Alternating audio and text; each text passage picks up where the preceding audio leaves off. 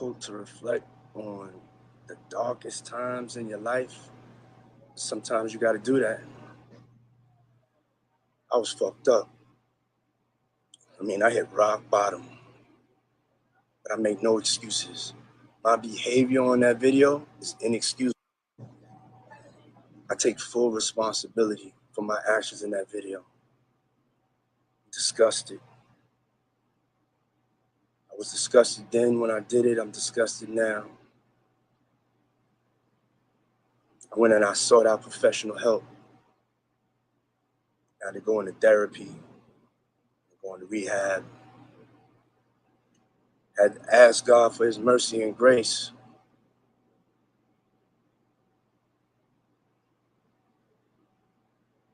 I'm so sorry.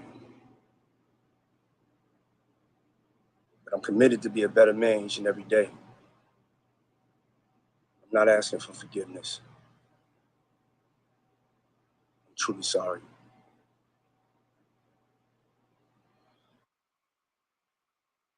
Difficult to reflect on the darkest times in your life. Sometimes you got to do that. I was fucked up.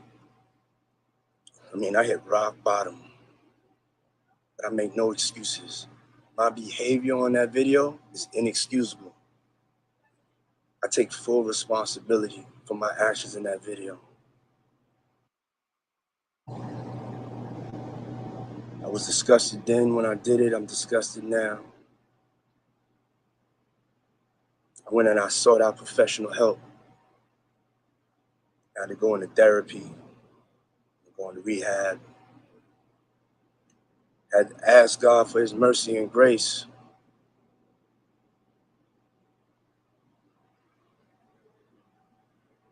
I'm so sorry.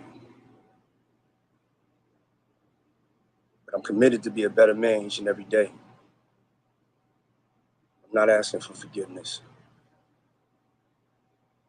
I'm truly sorry.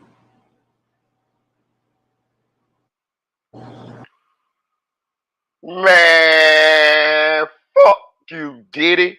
Who you think we is, pussy ass nigga? You think we just motherfucking woke up yesterday, bitch ass nigga? First of motherfucking all, you never fucking apologize to that woman. Fuck that. You never apologize to all of those women that you beat over the motherfucking years. Man, let me tell y'all something. If y'all believe this shit, I got some swamp land in the Sahara Desert I want to sell you.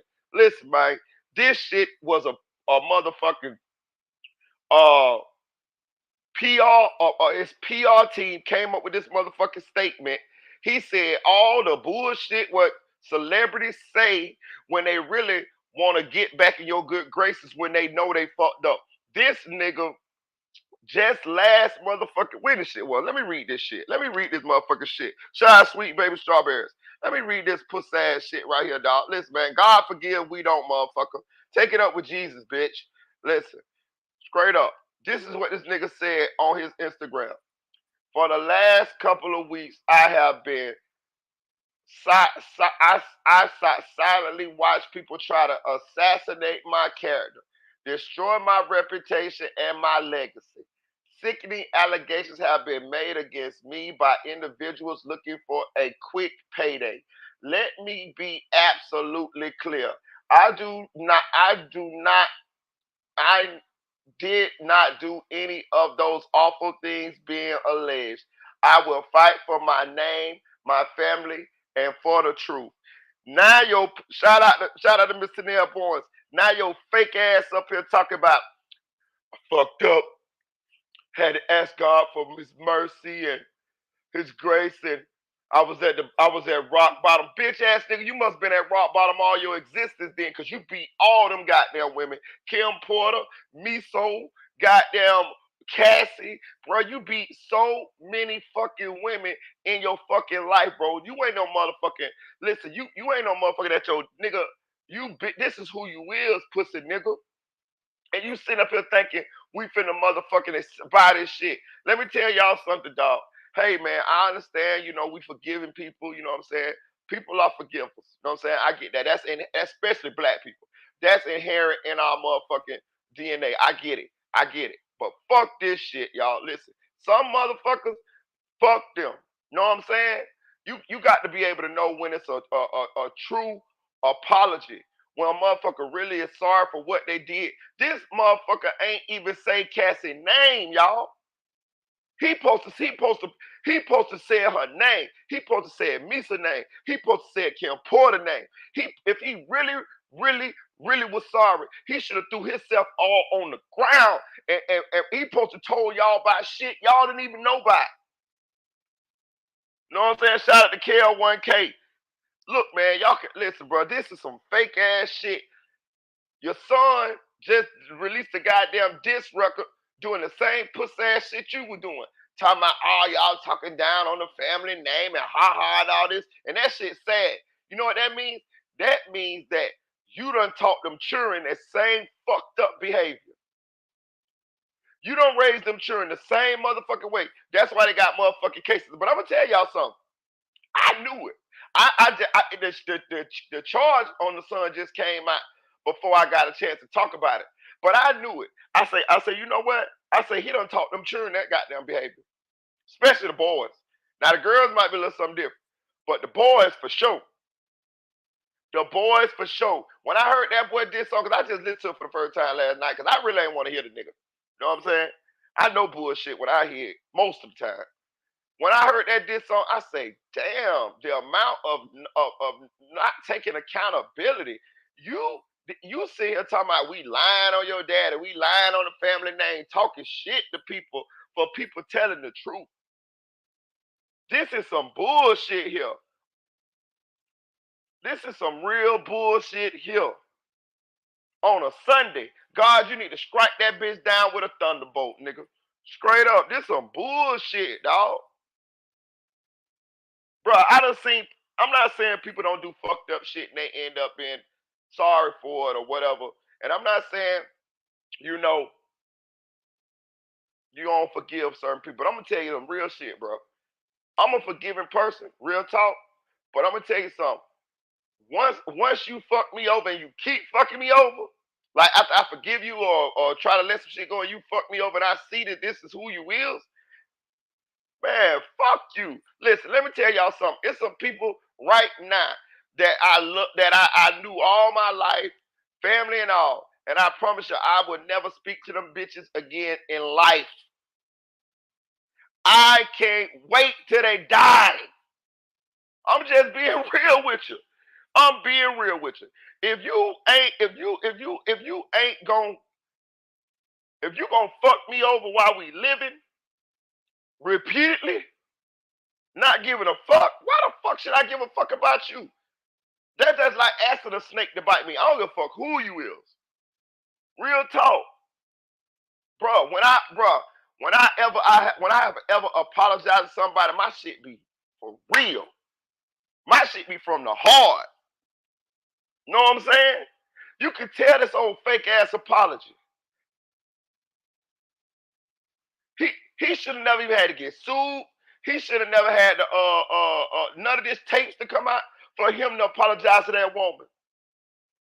For him to apologize for all of them. The best apology is change behavior. He ain't even changed his behavior. Somebody went to rehab. When you went to rehab, bitch ass nigga? Shout out to Denise.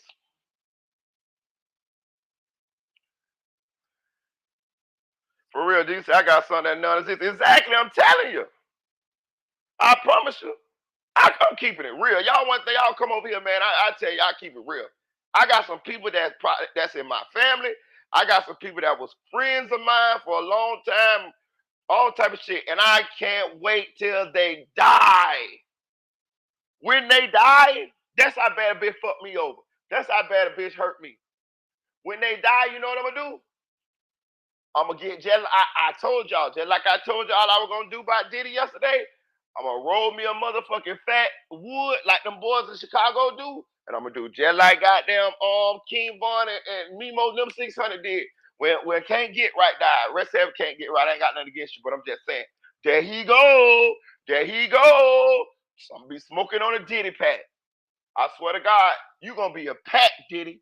I swear to God, I don't like you. I don't know you, but I don't like you. then I can see the evil seeping out your pores, bitch. You is a spawn of Satan. You is Beelzebub himself. You got conjured up off a Ouija board, fuck nigga. You wasn't even born. A bitch slid that goddamn little diamond thing across that goddamn little wood board, bitch, and you just appeared out of the middle of that goddamn Ouija board, bitch. I'm telling you, nigga, y'all can't fool me with that bullshit. Y'all can't sell that bullshit to the thugs. This shit here is like, I'm looking at this fuck nigga. I'm like, what? Bro, listen, this dude is a parasite. This dude is somebody that he just put here to kill and destroy. That's what he put here for. Well, I ain't gonna say that's what he put here for. That's what he allowed himself to be used for. Know what I'm saying? And he don't give a fuck, bro. Bro, let me tell you something. When you see somebody did what that man did to that girl, what he did fuck what oh, when he did to multiple women all over the years, nigga like that don't give no fucks, man. That nigga don't give no fucks. Trevor, when I tell you this shit, bro, I'm telling you, bro. I'm here to tell you. I'll make sure y'all don't get fooled by this bullshit. It's so difficult to. I'm telling you. Not my people. Not my subscribers. No. I'm not letting y'all get sucked down this old bullshit, this fake ass shit. Fuck going on here. That is a good movie, but goddamn, y'all ain't gotta keep showing the goddamn trailer for it. Pause, bitch. Kel say, people could say what they want about Diddy, but watch how many people cancel him and he'll still be relevant. I hope not, Kel. He might, but I hope not. I hope not. It's 2024, man. Listen, bro. As people, bro, as humans, we have to evolve, bro. We are evolving.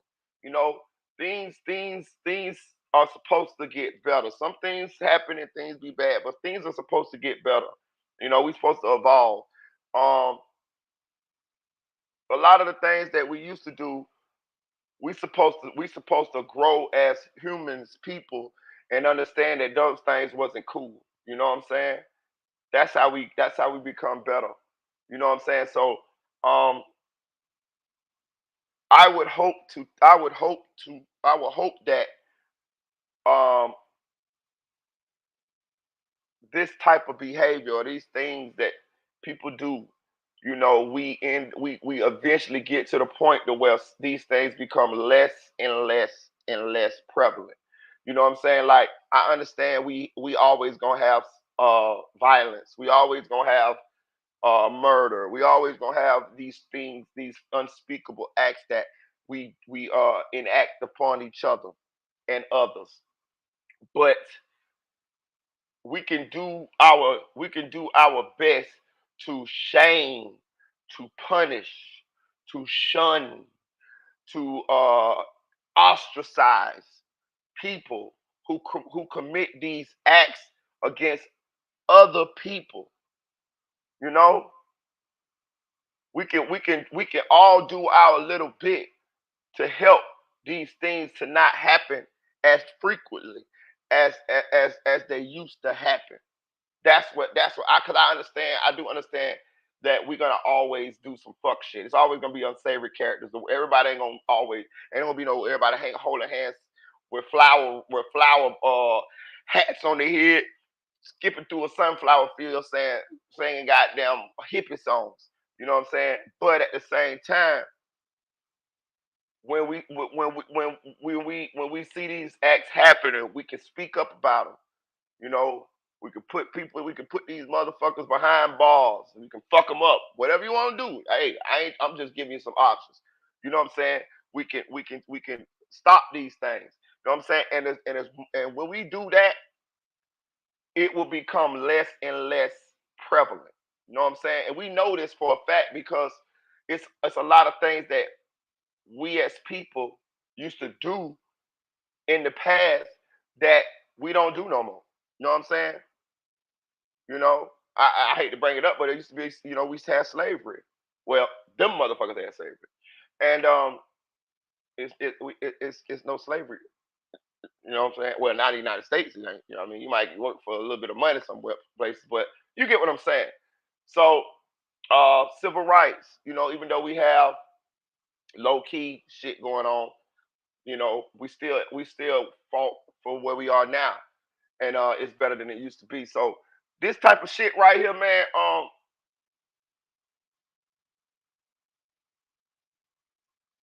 It's unacceptable, man. It's unacceptable. Listen, I tell you, I keep it real, bro.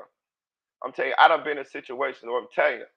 Well, I'm telling you, I wanted to beat a bitch. Real talk. Like, I was like fucked up, bitch, but bitch tried me. But I swear, bro, I just held my composure, my nigga.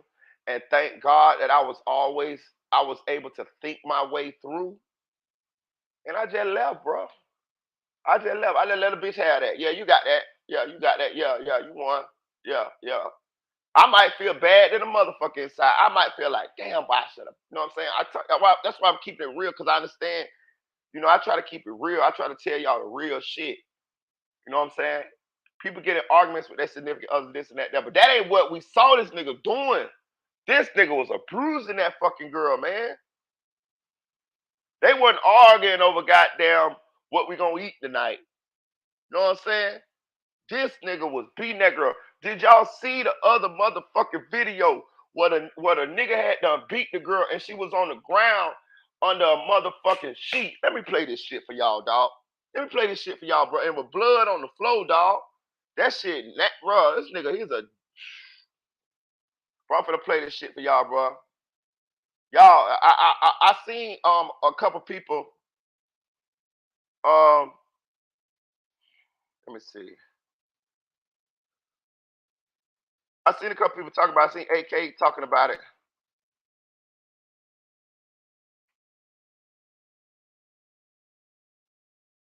I'm gonna play it for you, bro. To me, this video is damn now as disturbing as the motherfucking other video where he jumped on him. Real talk. Let me see. Hold on. I'm gonna play this shit for y'all, bro. I'm gonna show y'all what he did. What you gotta say now? I'm gonna show y'all what he did this girl, bro.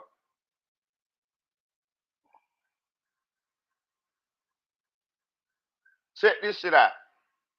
So in this video, he done already beat on the girl, y'all. He done already beat on the girl. He done bust her nose or something. Cause if you look on the floor, it's blood, it's big blood stains on the floor. He's now recording her to shame her, picking at her, cause he know she beat up. And you see what she doing? She's hiding under a fucking blanket on the floor, making little noise like like a little puppy, because she don't want to be seen like that. But he done beat up. Listen, watch this shit. What you gotta say now? What you gotta say now? You ain't got shit to say when you put your girl on the snap. What's up, everybody? It's your boy National, and welcome to Bro, Cooler it's TV. blood stains on this floor, Since the bro. Diddy video came out, man, all of the old videos right have now? been resurfacing, and now See they're right being now? looked at a little different. So Bro, in the this girl video hiding clip, under the man, y'all can see motherfucking cover, Cassie bro. inside of a blanket on the floor. See that probably shit? right after getting abused In a by little Diddy. small And ball, this is just bro. sad, bro. All right, I wish that's Cassie would have blood, got bro. away from Diddy way earlier than she did. They've been together, I think it was from... He talking about, let's go for a walk, baby. He to, fucking with this girl, bro. Look at this shit. 2009. Bro, that's fucked up, bro. What you gotta say now? See, that's blood. That's the blood right there. What you gotta say now? See that blood? What you gotta say now? Look where she at, bro. She on the floor, bro. When you put your girl on the snap. What's up, everybody? You it's see your that boy shit, National, bro? and welcome to Cool. That nigga ain't motherfucking sorry. Look at that girl, bro. What you gotta say now? I ain't never seen no shit like this, bro. You ain't got shit to say. It's a grown woman, bro. She on the fucking floor under a sheet. Do he look like he's sorry? It's your boy National, and welcome to... What you got to say now? He was disgusted then, and he disgusted now. Look at that girl. Look at that girl, bro. What you gotta say now? Look at her, bro. You ain't got shit to say. Man, y'all can forgive that fuck nigga. I don't. God forgives. I don't. I keep it real. Fuck that nigga. Shout out to Damian Franklin. Fuck that nigga. Shout out Street Baby Strawberry.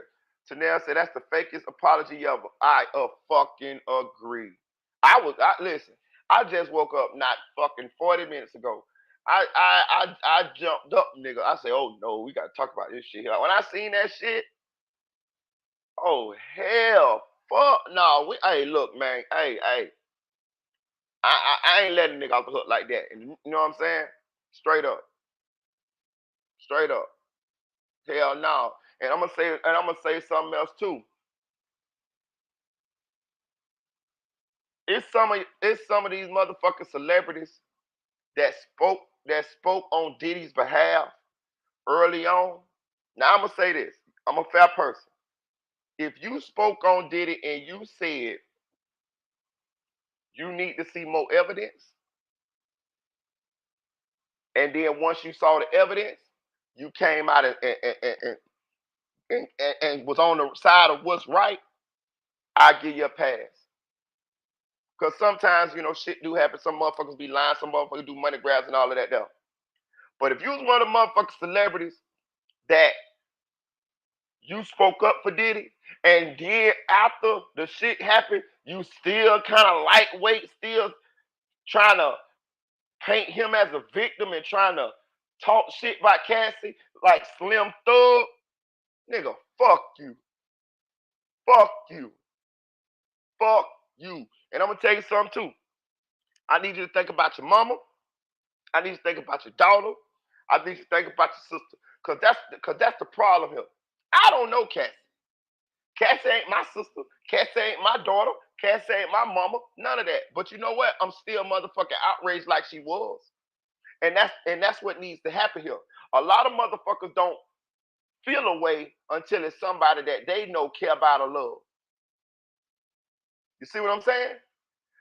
That's not how it's supposed to be. That's the problem. That's the problem right here. Because we don't, some people don't feel a way until it's somebody that they know, love, care, or something like that. But you the same motherfucker, if a nigga do that to your daughter, you're gonna want to kill him, huh? Slim Thug keep talking about Diddy money. Yeah, it's a black man, $1 billion. You might as well say you'll suck Diddy dick for $1 billion. Fuck the money he made. It's the money don't matter. But it matter to you. Oh, I'm tired of seeing us black leaders toe down. He tore his fucking self down. Ain't nobody do that to him. You making him a victim. How is he the victim? He been doing this shit for 30 years or however long. How is he the fucking victim? Slim Thug, you're a fucked up motherfucker, dog. And I'm gonna be honest with you, I gave you a little bit more credit than I should have. But you know the old saying, it's better to close your mouth and be thought of fool than to open your mouth and prove it. Like, you done turned me off forever. Because I'm gonna remember these statements. And when you had an opportunity to apologize legit from your heart, you still found a way to make Diddy the victim and lightweight bash Cassie. Talking about, well, she got her money now, she got a bag, everybody happy now. Fuck, nigga, what you mean? Bro, listen, let me tell you something. That money, I know it's a lot of money to a lot of people, and it's a lot of money to me. But that money is not worth what happened to that girl, bro. I promise you it ain't. Bro, listen. This shit happened for a long time. I watched some videos last night of Cassie in the studio with Diddy. Them videos was fucking 14, 15 years ago. So this girl went through this shit for over a decade. Then Slim Thug talking about, oh, well, you should call the police. Bro, listen, that girl was 19 motherfucking years old. That girl was 19 motherfucking years old. This nigga was 37 motherfucking years old. She done seen him She done seen him do shit that made him above the law. The nigga blew up a motherfucker car.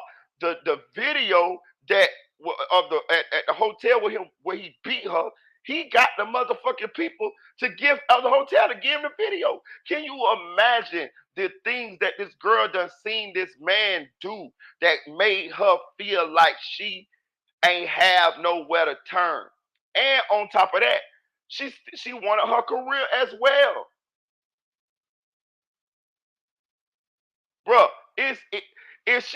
she felt trapped all the way around. This is textbook abuse. This shit like some shit you see on a movie. You you don't really see this type of shit no more, bro. I'm telling you, like this type of level of abuse and control over a woman or whoever's life, you don't really see that shit no more. You know, we got the feminist movement now. We got the Me Too now. You know what I'm saying? Like, shout out to the women on that for real because I see both sides. That shit came because of shit like this that men were doing to these fucking women. So now so now they like, hell no, we ain't going for none of that shit. Me Too, all that shit. You know what I'm saying? And yeah, some people got fucked up in the shit, collateral damage, but a lot of these motherfuckers deserve to go to jail or be ostracized or to be canceled. A lot of these motherfuckers. Because a lot of these celebrities, men's and shit was doing this shit, and it was a whole bunch of them, and nobody wasn't saying nothing, and they had so much control over these women, feeling on them at the job, trying to rape them and trying to do all kind of shit to them. You know what I'm saying? Just for these women to exist in these spaces. Everybody know about the casting couch in Hawaii and Hollywood. Bitch can't even get on a motion picture without Weinstein pizza face ass trying to climb on top of them and shit. Why y'all think y'all see a lot of these female rappers talking about sex and all of this shit right here? They done killed the goddamn the conscious female rappers. They gone. The men in the industry done choked them up out the industry.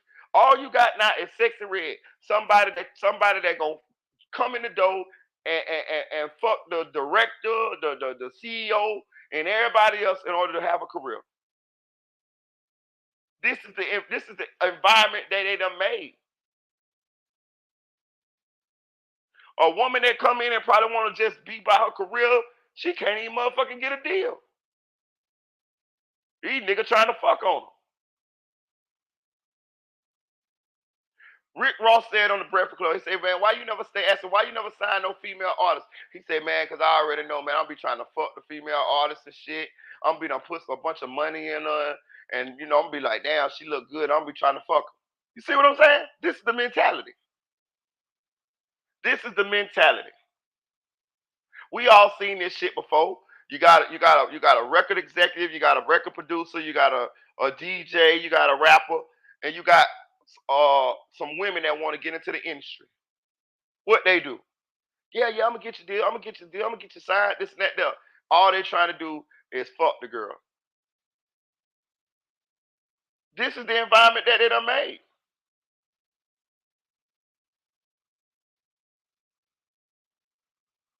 This is the environment that they done made. Diddy is not one bit motherfucking sorry. You trust me. I'm gonna tell you what he's sorry about. He's sorry. He's sorry that he got caught. He's sorry that that tape motherfucking came out. He's sorry that he see his empire crumbling because of that. I'm gonna be honest with you. I bet he blamed Cassie. I bet in his heart he blamed Cassie for what's happening to him. This is textbook classic narcissism. Deflecting, blaming somebody else. When you had ample opportunity before it got to this point to stop your behavior. He never said that woman's name in this apology. Hit that like button, y'all. He never said her name. He never said Kim Porter's name. He never said Misa name. He never said any of these women that he done abused over the years name. Know why? Because he's not sorry. His PR team came up with that apology. They did a poor job. He did well. I ain't gonna say that.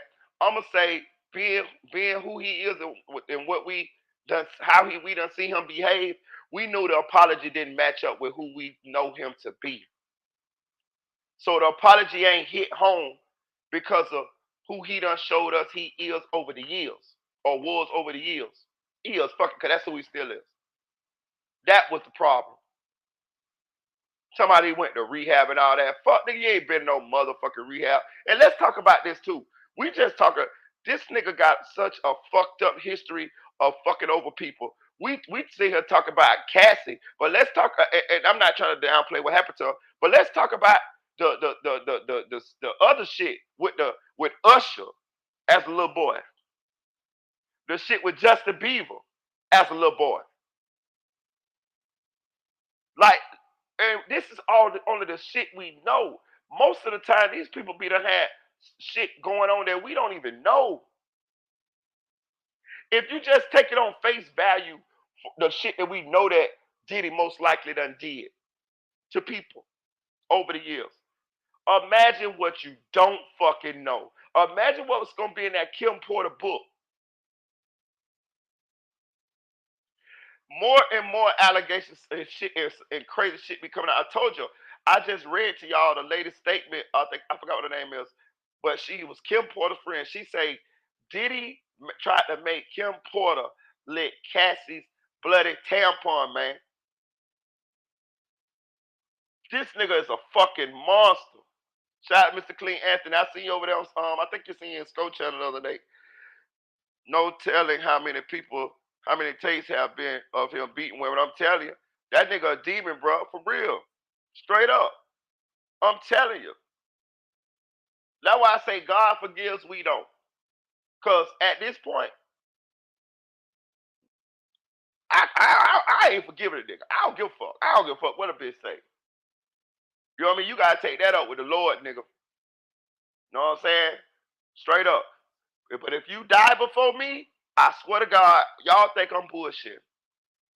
I can promise you, if Diddy died before me, I'm going to get on this motherfucking YouTube channel. I'm going to roll me a wood, and I'm going to smoke me a Diddy pack. There he go. There he go. There he go on phone them. Swear to God I am. For real. For real, bro. I know a fucked up motherfucker when I see him. He done showed us who he is. What Maya Angelou say, when somebody show you who they is, believe them. Believe them. That's I ain't gonna lie to you. That's a true statement. Shout out to the queen. Rest heaven to the queen, Maya Angelou, bro. Anytime somebody showed me who they was, and I didn't believe them, they end up being right who they was. You know what I'm saying? I'm not saying people can't change, but most likely people don't change unless they want to change. You know what I'm saying? And if they don't see no fault in their behavior, then they don't change. Rare is the person who can look within themselves and see the fault in themselves before some fucked up shit happened and say, you know what, I don't like that about myself. Let me change. Most of the time, people have to have some fucked up shit for them to happen, or they have to lose, or something has to happen. It have to hit the bottom for them to change. You're supposed to look at yourself every motherfucking day in that mirror, and you can pick out, because ain't none of us perfect. You can pick out little shit that you don't like about yourself, and you can just try your best to cognizantly change that shit. I do it all the time. You can't. It's hard just to change overnight. So you do it. You take baby steps. Damn, I used to do this right here. Let me not do this today. And then the next day, okay, I didn't do this yesterday, so let me not do this day. And you just string a series of days together. And before you know it, you done broke that bad habit or something. That's how you do it. And you just keep working. You're building on yourself. You're building yourself to be a better person than you was before. This should go on through your whole life. You should constantly be fixing yourself. You should constantly have a screwdriver, a drill, a hammer, and be chiseling yourself, fixing yourself to be who you want to be that better version of yourself. If you're not fixing on yourself every day, you're not growing. You might well die. Because ain't nobody perfect. You might well die because this is best you're gonna be. This what we see right here. But you could have been better. All the way up until you die, you should be fixing yourself. Taking out little shit that you don't like about yourself. Changing little things that led you down a path to a place that you didn't want to be. Think in a certain kind of way. That's a big thing. Thinking a certain way. Thinking positive. Thinking, I think I can. I think I can. I think I can. Thinking, I can't hang around y'all. Because if I hang around y'all, then I know myself. And myself, I'm going to end up doing some shit that I shouldn't be doing by hanging around y'all. So what I'm going to do is, I'm not going to hang around y'all. I might go home. I might go work out. I might go walk my dog. I might make a YouTube video. I might hang out with my girl. I might play with my children. I might fix something around the house. I might go fishing. I might read the Bible. I might pray. I might meditate. You see all these different things that you could be doing. I might devote that time into getting into learning a new skill or reading. You get what I'm saying? Shit. Sometimes you just sit there and meditate. Meditate works wonders. I haven't mastered it yet, but I be trying. Meditation is a motherfucker. I'm telling you. I think I can. I think I can. Fuck this nigga Diddy. Right. They was resting over cornflakes. Right. Hey, look. Fuck this nigga Diddy. Real talk. Just last motherfucking. Let's read this shit again. Let's read this shit again. Hit that like button, y'all. Hit that like button. I fuck with y'all. Appreciate y'all. That nigga said on his, what's the name? For the last couple of weeks, I have sat silently, watched people try to assassinate my character, destroy my reputation and my legacy. Sickening allegations have been made against me by individuals looking for a quick payday.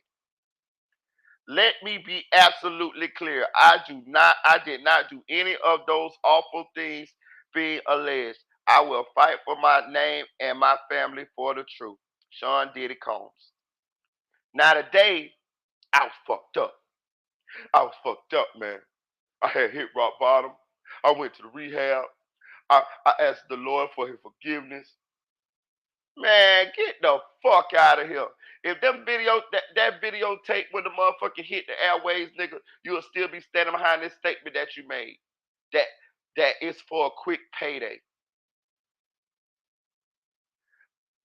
Nigga, I'm gonna say this too. You lucky that this motherfucking tape didn't come out 2 years ago. Nigga. You lucky that this tape didn't surface 2 years ago. Cause that bitch would have been sat in statute of limitations for assault battery. You'd have been in motherfucking jail, pussy nigga. Know what I'm saying? Real talk. And I'm gonna tell y'all another thing too. It's some more motherfucking tapes too. It's some more motherfucking tapes. It's some more. This shit ain't over with. What for fuck? This nigga got 3 to 4. Let me see. This nigga got 3 decades 3 decades of this type of behavior. This shit well documented. He done left a lot of motherfucking evidence over the years. And that brings me to my next point. A lot of people covered up for this nigga. A lot of people covered up for this nigga. In order for this man to get away with this shit for this extended period of time, a lot of people covered up for this nigga, dog. Over the years. A lot of people covered up for this nigga. Real talk. Real talk. A lot of motherfucking people covered up for this nigga. Straight up. Straight up. A lot of people turned a blind eye. A lot of people like, man, that ain't my business. I ain't finna get into the business. And sat there and watched that girl get beat. I told y'all, listen, let me tell y'all some shit, bro. I told y'all, bro. When you sit, all evil needs to do to win is for good people to sit on the sidelines and say and do nothing. Do you understand what I'm saying? Do you understand what I'm saying?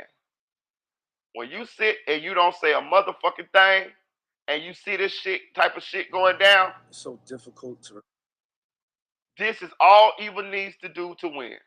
This is it. So that means that we have to speak up. We have to stop this type of shit. We have to say this type of shit. All that, it ain't my motherfucking business. Yes, it is your motherfucking business. What if you was getting assaulted or fucked up or shot or robbed in a motherfucker scene, you needed help, and they just turned to keep on walking?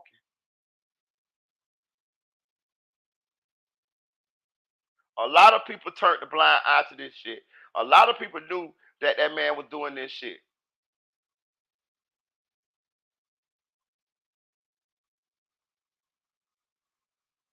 Fuck that nigga. Real talk. Listen to this bullshit. Like on the darkest times in your life, sometimes you gotta do that. I was fucked up. I mean, I hit rock bottom, but I make no excuses. My behavior on that video is inexcusable. I take full responsibility for my actions in that video. I'm disgusted. I was disgusted then when I did it. I'm disgusted now. I went and I sought out professional help. I had to go into therapy, go into rehab. I had to ask God for his mercy and grace.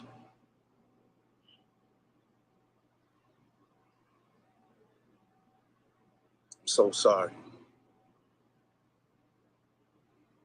But I'm committed to be a better man each and every day. I'm not asking for forgiveness. I'm truly sorry. Bro, that nigga ain't say Cassie name now time, bro. Y'all gotta pay attention. He didn't say Cassie's name now time. He didn't say Kim Porter name. He didn't say Misa name. He didn't say none of those people names that we know he abused over the years. They say we think Cassie got did, but they say Kim Porter got did way worse. Way fucking worse. Let's not even listen. I just want to show y'all how long this nigga been a fucking pariah in society. Think about the motherfucking publishing that he stole from all these artists. And I'm gonna tell you another thing too. A lot of people like say he gave their publisher back. Yeah, he gave the publisher back after he had them milk the publisher for millions of dollars all over the years, and the publishing ain't worth nothing no more. He done cashed out on the publishing, and when he gave it back to these artists, the ones that he did give it back to, he wrote it off as a tax write-off, a loss. So he still gained. It was the optics. But let's talk about the situation with Biggie. Puffy was stealing the Junior Mafia's publishing. So Biggie was writing the lyrics for the Junior Mafia. We like to give Biggie credit for Ready to Die and Life After Death. But we really got to give Biggie credit for the Junior Mafia album too, because he wrote Lil Kim's lyrics and Lil C's lyrics. Y'all ever wonder why Lil C's ain't had no career after Biggie died? Because Biggie was writing the rhymes for him. But Biggie also did it because it was a way for them to get money. Because Puffy was stealing the motherfucking publishing. That's why Puffy was even in Quad Studios that night when Tupac got shot. Because he was in there to spy on Big to see if Big was really writing them motherfucking lyrics for the motherfucking Junior Mafia. Let's remember when Keefy D done came out and pretty much said Puffy had a hit on Tupac. You see what I'm saying? When Tupac died, Puffy talked to Keefy D and called Keefy D, hey, was that us? Was that us? You see what I'm saying? This nigga been on some fuck shit. Let's talk about when Big got killed in LA. Biggie didn't even want to be in LA. Big was supposed to be cross seas over there starting doing a tour. Puffy made Biggie go to LA for that party. See what I'm saying? Then all the women that he beat along the way. The Usher shit. Got Usher living with him for a whole year as a fucking little boy. Usher say he'll never let his son go stay with Diddy. Cause you got tampered with, boy. Justin Bieber. See what I'm saying? Misa, Kim Porter, Cassie. Shot the lady in the face in the goddamn Puffy shot the lady in the face in the motherfucking club and got Shine to take the motherfucking rap for it. And then when Shine got out of jail, they ain't give him shit. And that's what it is. Jennifer Lopez was the smartest bitch in the room. She ran from that nigga, ain't never come back. I don't give a fuck how many songs you make with Mario Winans and I need a girl that's mine. Fuck that. She saw what was going on. J-Lo peak game and hauled ass. She the smartest motherfucker in the room.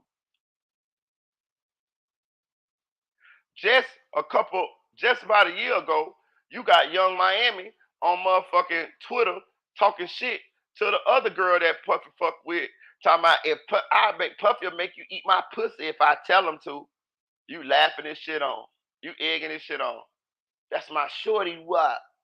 That's my shorty wop. Bro, this who this nigga is, bro. Just imagine all the fuck shit that went down at them parties. That nigga got 3 decades of throwing Diddy parties. Can you imagine? Can you imagine? This nigga got a list of sins so goddamn long, he can't even remember them all.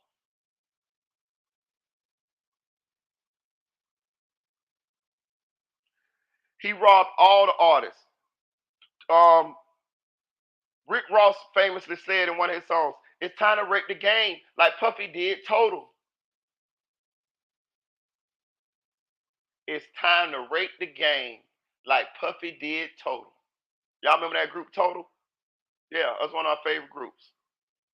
Yeah. 112. All these motherfuckers, man. Bruh, this nigga ain't shit. He needs to go somewhere in a little hole and die. He had too much time to change this behavior. Just up until this tape came out, you were still vehemently denying everything, said this just was a money grab. You ain't did shit. Knowing that you had already done bought this motherfucking tape. So you knew this shit existed. This ain't the first time you saw the tape. Hell, you the one doing the shit. So you knew you did this shit. But today, oh, now you ask for forgiveness, you sorry? I know his PR team like, bro. What can we do for what we can't really do no more for you. You painted yourself in this corner. Man, write me, man, y'all write me something so I can get in front of this, man. That the tape done came out, man. The tape done came out. I got to do something. I got to do something. What the fuck we gonna tell? What nigga? We told you to stop doing this shit years ago. So now you want us to come up with an apology or statement that you can read in front of everybody, and you think that it's gonna alleviate or help you after people done seen the monster that is you on videotape through 4K?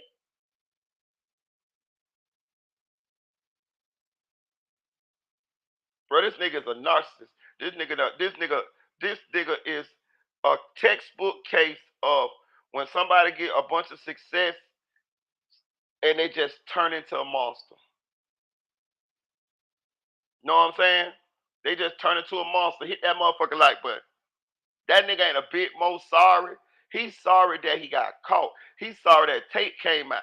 I promise you, nigga, I done seen these type of people. I done been around these type of people. This nigga blamed Cassie. He blamed Cassie for the situation he in. He does not blame himself.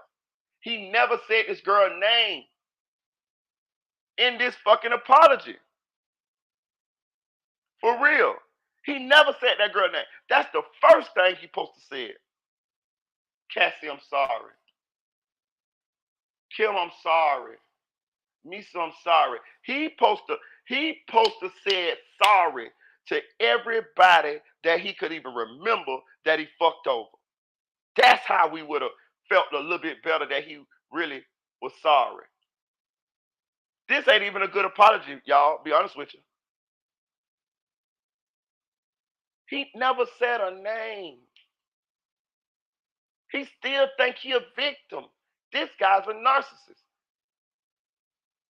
A narcissist will do all kind of fuck shit to other people, but then there's some kind of way in their mind spinning, or when they tell their side of the story, they will make the victims of them the person who is the at fault. They fault the victims. They make themselves the victims when the whole time they is the motherfuckers perpetrating the offenses. This is what he's doing. He talk about himself. Fuck you. Talk about these people that you hurt. That's what people want to see. If you listen, I know a real apology when I see one. Nigga, real talk. I had I'm gonna say that. I ain't gonna say who it was. But I had somebody that I had stopped talking to. One thing about me, if I stop talking to you, I can stop when I stop talking to you, I already understand that if you die, I'm gonna be cool with never talking to you again. So when I stop talking to you, it be pretty much for life. You know what I'm saying? Like in my mind. In my mind, when I stop talking to you, because it take me a while to get there. Because I'm gonna give you chances most of the time. So once I get to that point to where I don't ever want to talk to you ever again in life, I really be meaning that. Like I can do that. So it was somebody that I stopped talking to for 3 years. This is a family member. 3 years. So they call my girlfriend. So they tell my girlfriend to they want to talk to me. They want to make everything all right. This, that. I shut them off. I say, hey, I don't want to talk to them. Fuck that. So they kept going. They kept trying. They kept going through various people to talk to me. Now they want to talk to me because they know they was wrong. You know what I'm saying? And I guess conscience got on them. Maybe they got to change their heart. So here go me. Once so many people came and was talking to me and trying to get me, and I see that they was persistent about it. I said, oh, maybe they mean it. Maybe they really want to apologize. Maybe want to change the behavior. Maybe they want to just make it right. Cool. So I ended up talking to them. Right, I got on the phone with them. So first thing they said, how you been doing? Da da da. This and that. Da. I just kept it short because I don't really want to talk about all that shit. Then they said, uh, well, I just want to apologize to you. This and that. Da. I say, What are you apologizing for? Well, I just want to apologize because, life's short and this and that. Yeah, I understand that. Hold on. But what are you apologizing for? Well, we family and this and that there, and I just don't want. I just know I was wrong. So I don't want you to die. I don't want to die, and we never speak. I don't want it to happen like this. Okay, I understand all that. Cool. Yeah, I get it. But what are you apologizing for? They could not tell me what they apologizing to me for. You know what that means? That means you really not sorry. That means you don't even understand where we went wrong at. If you don't understand where we went wrong at, then we're gonna go wrong again. Once I accept this apology, and we go back to being, working our way back to where we was, you're gonna do wrong. We're gonna cross this line again. You know why? Because you don't even understand what you apologizing to me for. You don't even understand where you went wrong with me at. You see what I'm saying? Shout out to Aaron's Way. Shout out to Denise. Shout out to Richard Supreme TV. You see what I'm saying? When you listen, this is for everybody. When you apologize to somebody, you need to tell them where you went wrong at. What are you apologizing for? A lot of people just apologize just to apologize, just to fuck you over again. You know what I mean? No, you need to, because you need this to be known what the discrepancy was. Because if you don't know that and they don't know that, well, you might know it, but they don't know it, then y'all just gonna get to the same place again. Because that person gonna do the same thing over again because they don't even understand that this is what got y'all to the point where they need to apologize. I'm telling you.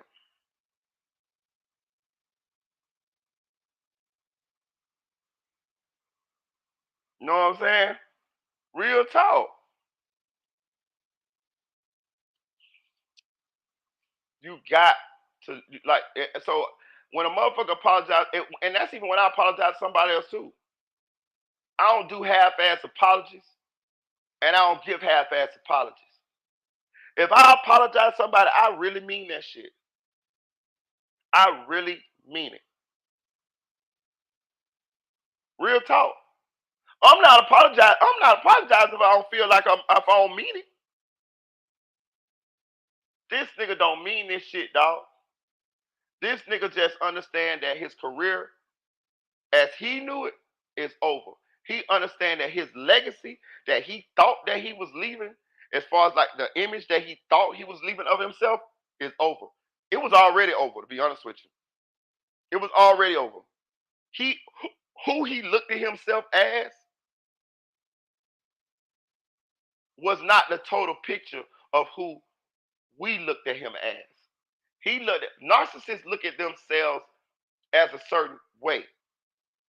They know they fucked up. Don't get it twisted. He know he's fucked up, but they do it anyway. You know why they do it anyway? Because they don't have empathy.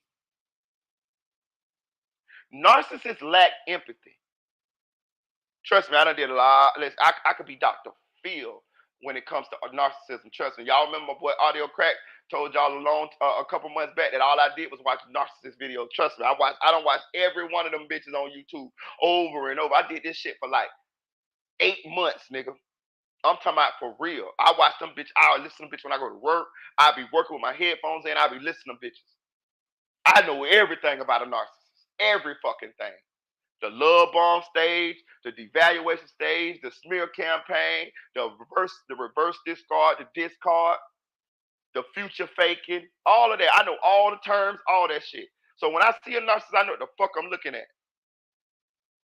This nigga's a textbook narcissist. And a lot of people in successful high places are. This is how they get that way. You ever notice when you see a lot of people that's rich and famous and successful, they be kind of cold. They have a reputation of not caring about the little guy. They be done stole, robbed, stepped on so many people in order to get where they at? Well, this is why. Because a lot of people with that and it's called narcissistic personality disorder.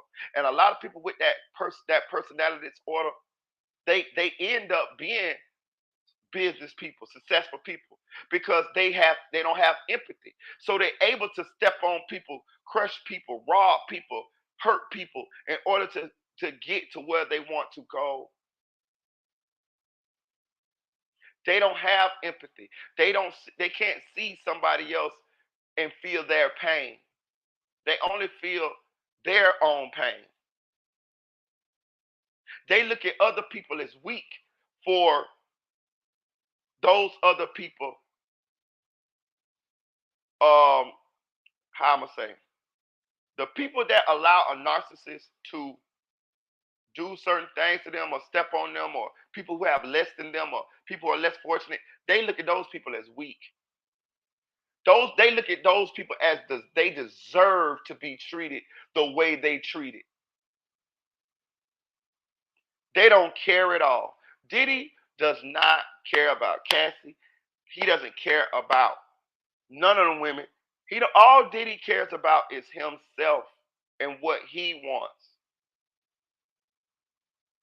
This is all narcissists care about. Narcissists never care about you. They are incapable of caring about anyone but themselves. This is fact. It is no cure for narcissistic personality disorder. This is fact. I don't watch all the goddamn psychiatrists, Dr. Phil, all the motherfuckers. It is once you are a narcissist, you that way forever. There has never been a case of a narcissist being cured. They can go to treatment, but the treatment has to be for the rest of their life. So for the rest of their life, they're gonna have to go to a psychiatrist and talk about it and work and work and work. And they can become functional. They can be able to understand what's going on with them, and then they can be able to suppress some of the things that they do in order to interact with other people. But they'll always be a narcissist. They'll never have empathy. That's the problem. They don't have empathy. They don't have compassion. They don't feel for other people. So it allows them to do these things to other people. The things that we saw Diddy doing on that goddamn tape. Diddy's stomach is not turning for what he did to Cassie. All of this shit right here is fake. It's pageantry. It's because he now is affected by the tape coming out. I'm telling you, he blames Cassie. He blamed Cassie. He blaming everybody but himself. A narcissist can fake empathy. This is how they keep you roped in.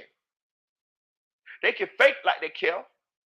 This is how they keep you roped in. They know what they're doing. They real nice to you initially. They call the love on stage.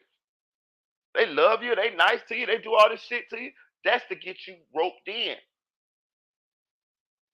But it always turns just like this. I don't like this nigga Diddy. I can't wait till I start smoking on a Diddy pack. I can't wait. Lord, listen, I'm telling y'all this real shit, dog. I ain't Jesus. You know what I'm saying? I'm a human being. Like I put in the thing, God forgives. I don't. God damn it. We don't. When that nigga died, I hope he died before me. I promise y'all. I promise y'all. Y'all can mark this shit down. Listen, make sure y'all remember this date. I promise to God, I'm going to get a goddamn wood and I'm gonna pack that bitch full of that goddamn exotic, and I'm gonna light that bitch on the goddamn Instagram, on this goddamn YouTube, and I'm gonna smoke on a Diddy pack. There he go, on phone like Kevon them said. There he go. I'm gonna smoke me a Diddy pack, nigga. Real talk. And I'm gonna tell you something too. I don't like his son neither. The one that made that diss record, I listened to that shit for the first time last night. I don't like him neither. Listen, I'm gonna tell y'all another thing. because I did a little research say how you become a narcissist. They say a lot of times how you become a narcissist is when you're a child. Uh, Something happened to where okay, put it this way. You know how bad things happen to you along the way growing up. Everybody had bad shit happen to them. You know how you have two choices, right? You have a choice whether to don't treat people like you was treated, or you have a choice to treat people like you was treated. You ever seen a deadbeat dad? You ever seen somebody that had a deadbeat dad and then they become a great parent? And or you seen somebody that had a deadbeat dad and then they become a deadbeat dad? This is kind of what it is. A narcissist has two choices. We all have those choices, to be honest with you. When something bad happened to you as you grew up, you have two choices. Whether you have a choice to remember how you felt and not treat people how you felt, or not treat people how you was treated, or you have a choice to turn into the same thing or the people that hurt you. Well, this is what a narcissist does. A narcissist turns into the people that the exact same thing that hurt them, they turn into this. And they do this at some point in their young life as they're growing up. So say a narcissist was beat as a kid, then they turn into kids, young adults, and adults that beat other people because they don't want to ever feel the way that they was felt. They don't ever want to be weak, or because this what they attribute it to. They don't ever want to be weak and let that happen to them the same way like it happened to them before. So what they do is they turn into the thing that they hate the most. That's how they get like they are. See, I'm opposite. When I had bad shit happen to me, I don't want nobody else to feel that way. So what I do is I remember how I felt when somebody did me that way. That's the empathy in me. See what I'm saying? I remember how people felt, how I felt when somebody did me that way. So I don't do other people that way, or I try not to. See what I'm saying? That's the difference between a narcissist. And the difference between them is they that way forever. They that way forever. Diddy always gonna be this person. He gonna always be this person. I wish it was a cure for the motherfuckers. Yeah, I wish it was. I wish it was. I promise y'all, bro. It is, bro. And the thing about it, a lot of people try to fix them. Like a lot of people care for them because they have good qualities. Y'all think Diddy just beat Cassie 24/7? No, she wrote in her what's her name when they'll get into fights. Uh, and he'll do that type of shit. Then he'll shower with gifts. A little bit later than that. A little after that. This is what they do. It's a yo-yo effect. Same thing like on What's Love Got to Do with It with Tina Turner and Ike Turner. He beat her up and then he come back and say I'm sorry and she take him back and this is the abuse. This is the abusive cycle. Any of y'all who ever been abused in this type of dynamic, y'all know this is what happens. It's a love hate type of thing. This is how people get trapped in these situations, and that's why I don't really like what the fuck young thug punk. I mean, slim thug punk ass is saying to my why she ain't leave. Fuck nigga, this girl is in love. She hate him. She in love. All type of shit. He got power. He got influence, money. She done saw this shit happen. Like it's not as easy. She might got Stockholm syndrome. Like you is so goddamn naive as to all these things that could be going on inside this girl's mind. Like you really ignorant. You really shouldn't even speak on this type of shit. Cause you can't even see it. You can't even see it no past Diddy side. Oh, he got this kind of money. And I hate to see us tearing our black money. How is us tearing this nigga down? How did we make Diddy kick that girl on that video? How? How did we do this to Diddy? You is a narcissist too. Or you sure displaying some traits of it because you can't even blame, you can't even understand how Cassie is a victim here. Oh, she got her money, so she good now. Fuck, nigga. If that was your daughter down there, you'll be saying that. You see? You see the lack of empathy? When I saw that goddamn video, when I saw that video or that what happened to that girl, I was so goddamn upset. Think about, listen, bro. This is when you hear me speak or when you see my displeasure about the situation, that's called empathy. That's called empathy. As a human being, you should be able to put yourself in somebody else's shoes and feel their pain. This is not a inanimate object. This is a person. This is a human being. This could be your sister, your mama. Like it's a shame that we can't even, some of us can't even feel for the pain of another person, even when we watching it. When I saw that girl get beat like that, I got so mad I wanted to be. I wish I was in that room. I wish I was in that hallway. That's called empathy. That's the part of us that make us human. You might well be a robot if you can't feel for the next person. That's what makes us human, that we connected, that we feel for each other, that we help each other, that we take care of each other. That's how we survive.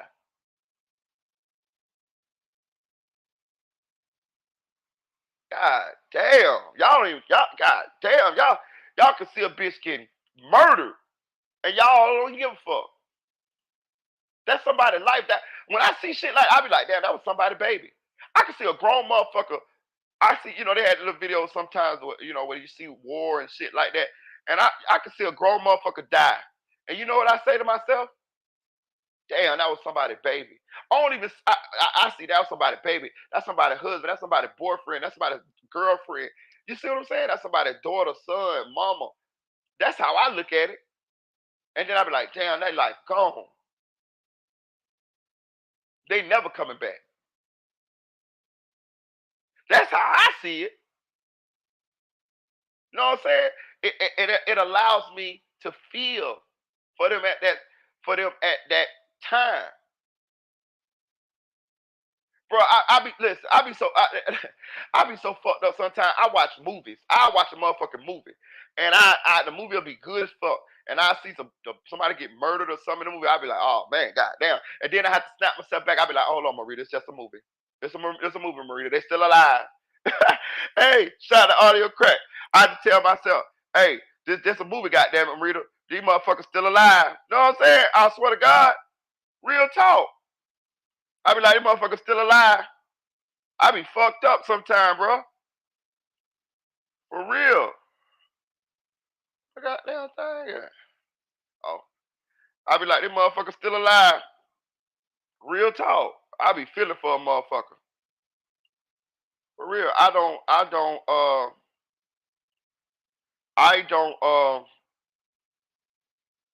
don't accept this apology.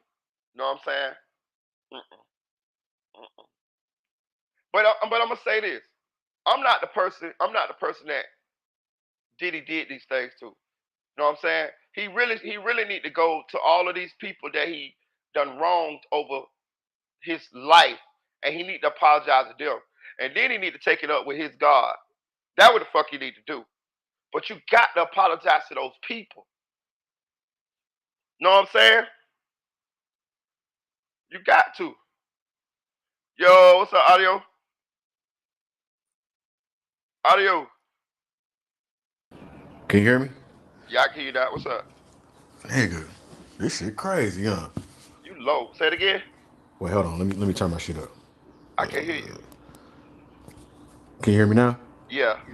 Man, this shit crazy, huh? Yeah, yeah. Man, that nigga.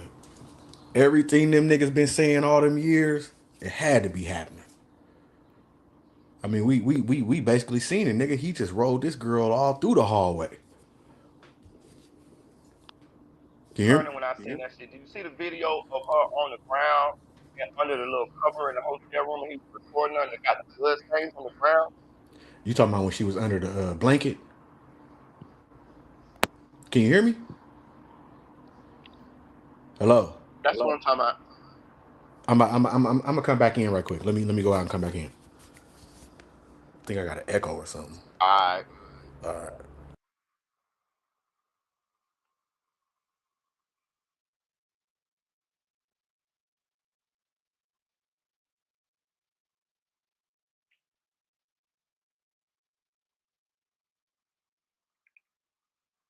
That nigga a monster, bro. That nigga is a monster. I sent Slim Thug a message straight up, Denise. They said I sent Slim Thug a message when he spoke on that woman. He is pitiful. Then trying to come back and apologize for real.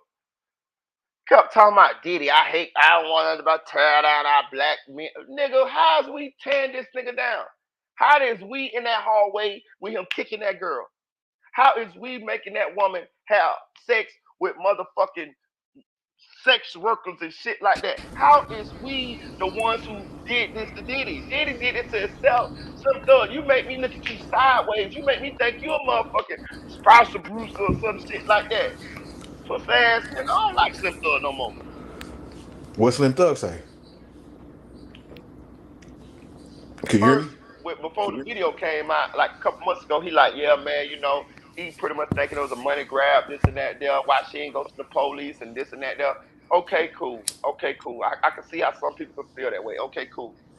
But after the video came out and he saw what was on the video, he gave like a lightweight fake ass apology. Even in the apology, he's still saying that, nah, man, I just didn't like to see our black leaders toe down, and she got her money now, so everybody cool, right? She got her bag. You know what I'm saying? She cool, right? What? Fuck, nigga, what is you talking about? Talking about, yeah, I ain't want to see Diddy toe down and he a billionaire. Fuck how much money he got. It ain't about the money. Okay, Like so it was just like it was like he really hated to have to hold that L and still lightweight blame Cassie, who's the victim, and he turned Diddy still into a victim. Like we tan Diddy down. That's what I okay, ain't like about it. It just was real distasteful. okay. Can I play devil's advocate for a second? Can you hear me? I must be wrong with my shit. Hello, hello, hello. You hear me? Man, my shit. Something must be Audio. wrong. Can you hear me? Y'all can you go ahead. I was saying, let me play devil's advocate right quick though, right? Something must be wrong with my shit. I don't know what the fuck is going on. Hello, hello. You say let you play devil's advocate. Go ahead. Yeah, so the public, right? The public, I believe, is trying to say if she felt that way, then why did she just go for the money and not the full prosecution? Is my question. Time because by the time she had done got through going through the whole yo-yo effect of loving the nigga, going through the beating, making up with the nigga, and all of that, the statute of limitations for the assault that we saw on Kate had passed. LA County issued a statement and said that they cannot charge Diddy with the shit they saw in the video because it was 8 years. I think the statute of limitations is 7 years. And listen, I'm just be like I listen because I kind of felt similar too when the shit first happened. I'm like, damn, why she just ain't go to the police? But when I look at the whole dynamic of everything, bro, and the level of abuse that she took, and the things that she saw happen, and the power that he displayed, this the same nigga that blew up Kid Cudi car. Right. You ain't dealing with a regular nigga. She ain't dealing with a regular nigga who reach is limited. She dealing with a nigga that got police's probably on the payroll. She dealing with a nigga that got a lot of influence in the industry, got a lot of money, got a lot of power. You blowing up nigga cars. She thinks she dating John Gotti. You see what I'm Hey, saying? Plus, hey, but loving. as this shit been coming out, niggas in the industry been saying that nigga Diddy is a motherfucking savage though. He been a savage. all that shit we see on TV and shit, that shit just be for TV. But for real, that nigga be behind the scenes like on some other shit. I had listened to this nigga Method Man. He had a interview the other day, and he was like, I seen Diddy one time, and he came through, and I was sitting at the top watching this show, and he was like, "What's up, Meth?" And he kept walking, and he was like, he thought something was weird about that because he was like, "This nigga Diddy don't talk to nobody. Like this nigga like is crazy." And I'm thinking in my mind, we talking about the same nigga, but shit is coming out that this nigga was like a low key savage behind the scenes. Yeah, I ain't gonna lie to you. I was kind of surprised too. I think that was one of the things that I kind of it took me a little while to grasp too, because I thought he was like the little dancing nigga that be dancing through the video Yeah, and all of that shit there. But as I'm seeing a full picture of who this guy was, I ain't gonna lie to you. I thought about that the other day. I was like, damn, I think I got to evaluate my image of him. This nigga is real, like real deal, he like with the business. motherfucking savage. You know what I'm Oh, saying? But he with I'm the just, business. I'm just saying, like from a woman's perspective, bro. Like it seemed it seemed. Listen, I'm gonna say this. This shit don't go down as much as it used to go down back in like the 80s, the 70s. You know what I mean? 60s, shit like that. We know how shit used to be in households across America, especially in the urban communities. But when I look at the dynamic and I look at what was going on with this girl, bro, the brutality of it, and then she was 19 when she met him. This nigga's 37 years old. You know what I'm saying? He beating on her, but at the same time, once he gets through beating on her, he's showering her with gifts. You know what I'm saying? Then she done fucked on him for so many years, so she love him. You know what I'm saying? Like I'm Yeah, telling you, I listen, bro. I'm telling you, it, it's not as far fetched as it seems to get trapped in some shit like that for certain women. I'm telling you, certain people. right. So you was bringing up the part where she was up under the blanket. What you think about that? You thought you think it was going down at that time? Well, shout out to AK-47 because he kind of brought the video to my attention, and I went and looked at it last night. So if you look at the video, it's blood on the floor. She up under the blanket on the floor, balled up in a little ball. This is a grown ass woman now. This is a grown ass woman. She on the floor in the goddamn shot. Look here, truth movement. She on the Little floor Kev. balled up under a blanket, trying to make sure that she is not visible. And he got the phone recording up to my hey babe, look at Cassie, y'all. What you think? What's up now or some shit like that. Then he talk about, hey, let's go for a walk. Let's go for a walk. But if you look on the floor, you can see nice big, like two or three nice big circles of blood. So I imagine they probably done bust a nose or maybe bust a lip. And she up under that cover because she don't want to be video in that state. And he was trying to, and this was live. He was trying to shame this girl, bro. Do you see the audacity of that? Like, ain't no fucking way. Ain't no fucking way. That just show you the amount of I don't give a fuck that he felt. Like nigga, you giving us evidence of you doing this shit to this girl. This is not normal, nigga. You delusional or something. Yeah, so that's the same thing I was saying. I'm thinking, nigga, why are you even recording this? So it makes it look like it's some fun type shit because ain't no nigga in his right mind gonna do that right after he put hands and feet on this motherfucker. You feel me? Because she could just come up under the blanket and we could see that. So I'm looking at that shit like this nigga like something wrong with this nigga. Something really wrong with this man. This nigga is delusional. Then this pussy ass um apology, but just a couple weeks ago, you said for the last couple of weeks, I have sat silently and watched people try to assassinate my character, destroy my reputation and my legacy. Sickening Yeah. allegations have been made against me by individuals looking for a quick payday. Let me be absolutely clear. I did not do any of the awful things being alleged. I will fight for my name, family, and for the truth. What does that sound like? He is making himself the victim. He denied He, everything categorically, but here you are today, sitting here on this goddamn video, talking about, yeah, I was fucked up, man. This and that. okay, so Yeah, I okay, fucked let's up. Never apologized to Cassie. Never said Cassie's name. Never said Kim Porter's name. Never said Misa's name. Never said any of those people who you do you abuse the fucked over in your life? Never. That means he he mad, bro. I'm telling you, real talk. Diddy is mad that that tape came out. Diddy is blaming Cassie right motherfucking now in his head. He's Right. blaming her for what's happening to him. Telling So you. so that's what I'm saying. So the nigga never would. The nigga only did this because the video got leaked. So let's go there. Where? How did this video come out after they already had the settlement? You know what I'm saying? And he paid her the what is it, 50 or 30 million? How did this video come out? Allegedly. So I ain't gonna. I did. I really. We went over this the other day when I did a live, and I had to really think my way through it too.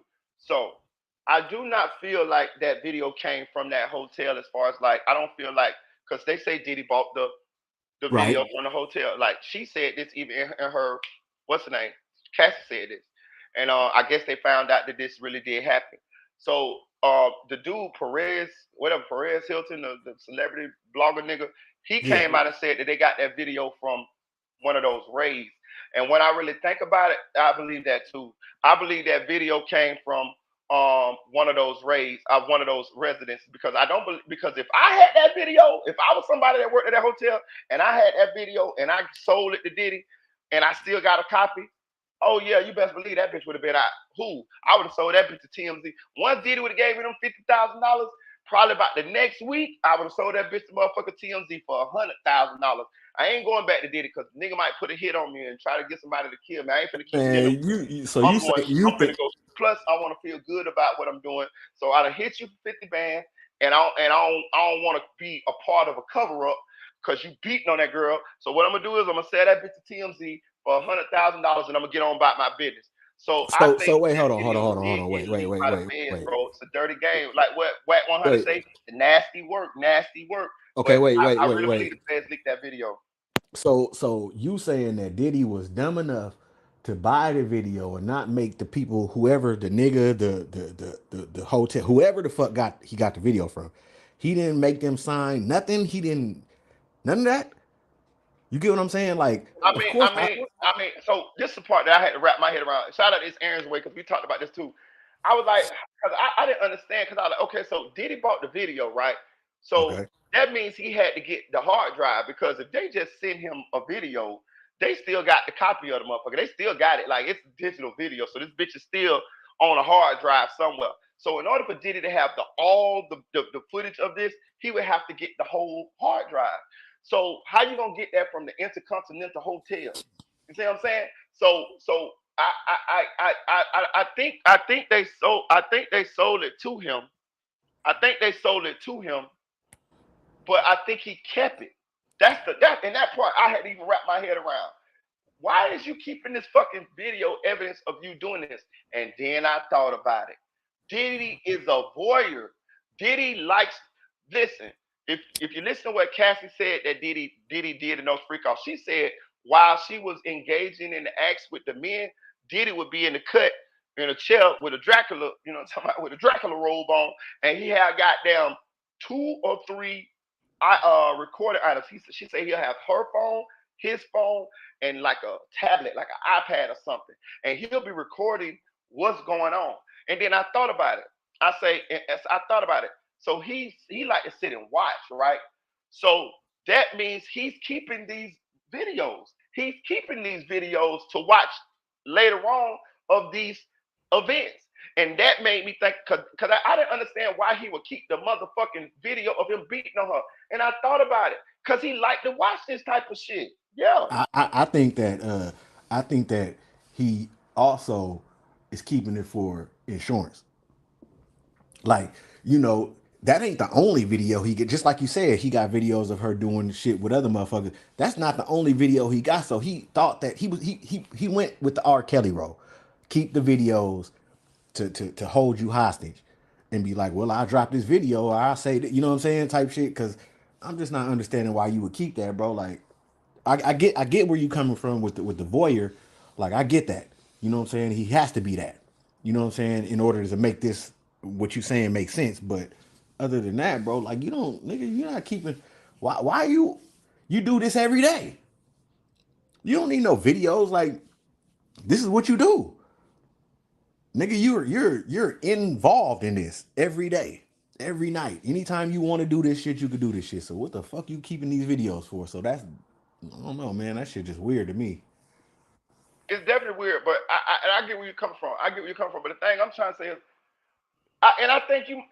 This shit's so weird because it's so it's so out the normal. So we really is trying to put ourselves in the mind of a weirdo to try to Of get a him of to a of a understand. we trying to put ourselves in the mind of a millionaire. You know what I mean? Because even the shit that I'm saying, that I think he might do, the reason why he might have kept these videos, it don't even make no sense to me. You know what I'm saying? I'm just Yeah, trying to yeah. put my head into this weird nigga space.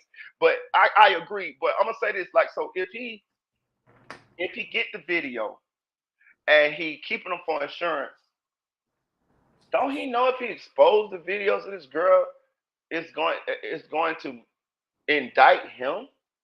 But then again, he might know he the same nigga that just recorded on the floor in a goddamn blanket with blood on the floor. So yeah, you might be right, bro.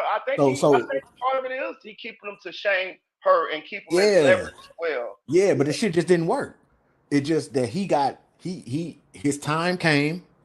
Whatever he did in the industry, his time came, and he can no longer hold these people hostage. That's why more people are starting to come out because finally somebody came out, got some money. Now the video came out. Now they're not ashamed to say, okay, fuck it.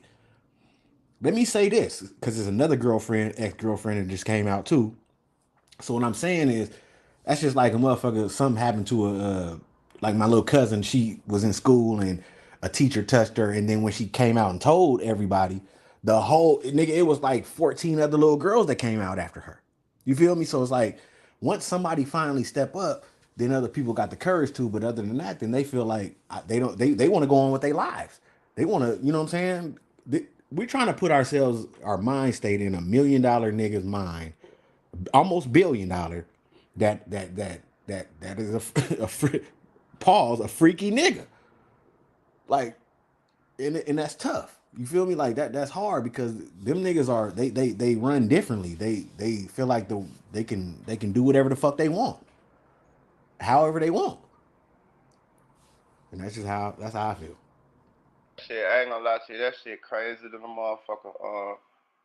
It's a lot to unpack, man. Like, it's a lot to unpack. Like, and he did this for so long, for over 3 decades, to various people, to numerous people. Like, bro, this nigga's a problem, man. Like, if you like, real talk, like, if you really think about all the things that the Usher thing, you know what I mean, the Yep. Justin Bieber thing, you know what I Yep. mean, like. Like, it's so much bullshit going on. Like, this nigga, the parties, and Lord forbid, I'm gonna say this too. I definitely believe that he was recording some of these celebrities in these compromising situations at these Diddy parties. Now you got to think he Absolutely, got like nigga. 30 years of Diddy parties. Absolutely. That's the reason why. Remember, okay. Let me take you back to when the shooting happened in the studio. Remember they shot the nigga in the bathroom. Do you remember that? Do you Yeah, remember? they shot the nigga in the bathroom. Yeah, yeah. I think it was one of the Okay, sons, okay, friends, boom. some shit like that. So once they shot the nigga in the bathroom, what I learned from that situation was he had friends in the LAPD because the LAPD came, covered it up for him, and he had friends in there. So it's the same thing. This happened in LA. So it's the same thing. So like it's a lot of shit that he knows about some police too, that he got secrets and shit on because his parties they're invited. These high ranking people, these high ranking officers, they're invited to his parties also. So it's a lot of secrets that he has. It's almost like a politician. You know how Yeah, you you're come up. almost like Epstein. You got a lot of Yeah, dirt on a lot of people. yeah. You know, he got that R. Kelly vibe. Like they all did that shit. You know what I'm saying? Like and Yeah, and, yeah. and, it, and, it's, Facts. and, it's, and it's coming to their time. Right. And to be honest with you, bro, it's a lot of them like that. Like, now that we kind of seem like a lot of this shit being uncovered. Like they say, Adam 22 got this same shit going on. Poetic Flacco is the Absolutely. host on No Jumper. He came out with a video and said that as soon as he became a host on No Jumper, he was invited to Adam 22 freak out party. He openly talked about this on No Jumper. He Yeah. say, goddamn, when he went in the mansion, nigga, you got gay dudes over there getting down. You got some hoes over there getting down. You got some niggas getting some women over here. You got rappers, bloggers, and internet and influencers all in the same room getting down. He Poetic Flacco talked about this. They say Jamie Foxx throw these type of parties. We know T.I. and Tiny get down. You get what I'm Yeah. saying? Like, it's a lot of this shit going on. Jaguar Wright, for my Omar girl at work, Epps. she be talking about this shit. But she say this is normal. She say a lot of these people do these things. You know what I'm saying? Yeah. In that entertainment world. Yeah. So that's what I'm saying. Like it's I think that it's 30 years in, it's time for new motherfuckers, and they will get rid of you if you don't, you know what I'm saying? If you don't do what they want you to do. That's a fact. Because everybody knew this because all like think about what 50 Cent been saying for 20 years about Puffy. Think about what he been saying. He been telling us this nigga is no good. He's bad. He's fucked up. And nobody listened. Everybody just laughed at the jokes and shit. And then look what happened.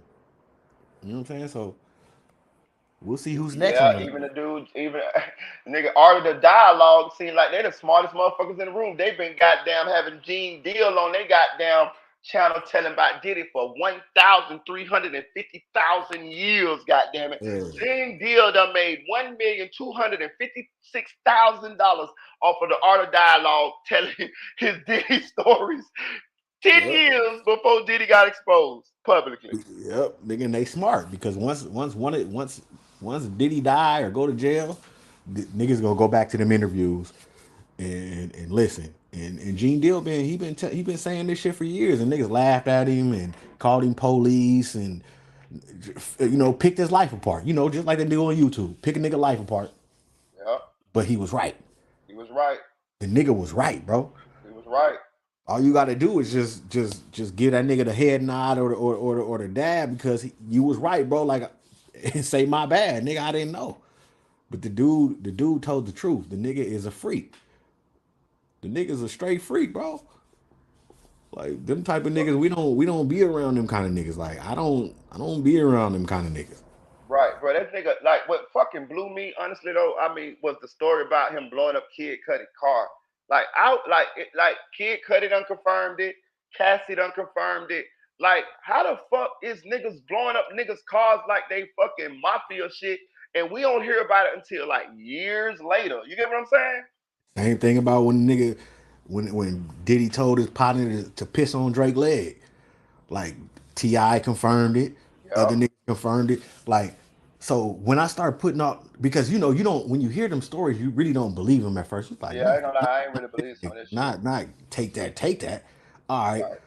So once shit start happening, you double back on them stories. You like this nigga really he's a savage. Yeah. The nigga is a savage, and he threw his weight around, he threw his money around, and he threw his power around, nigga. And that's what people are starting to say now that they can say it.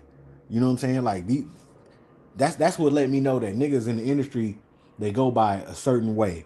They don't talk out of turn, they don't speak out of turn. But then when shit get to a certain point and they can finally debrief, nigga, it's all type of niggas that's debriefing, telling us shit about what Puffy did here and here. Like, nigga, well, how come you didn't say that before? Right. You had to be scared or something.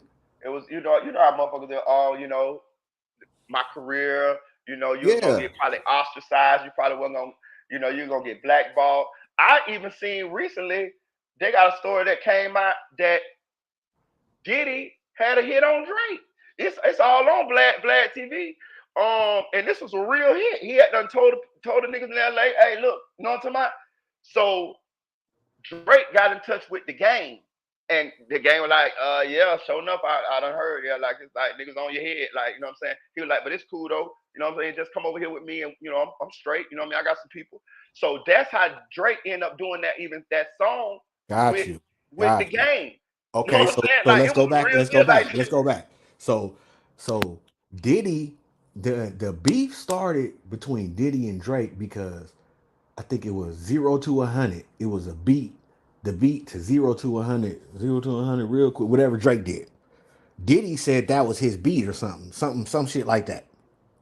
That's how the Diddy and Drake shit started happening from way back then. And then you got, Stunner and them stepping in and making shit, trying to make shit right. But now, but then the nigga get pissed on. That's how Diddy was doing. Now I can remember once you said that about the game shit. It took me back. Now I remember. Yes, he was going to get some help from the game so he can come to the West Coast at that point in time because shit was going on at that time. I could remember all that. Now I remember.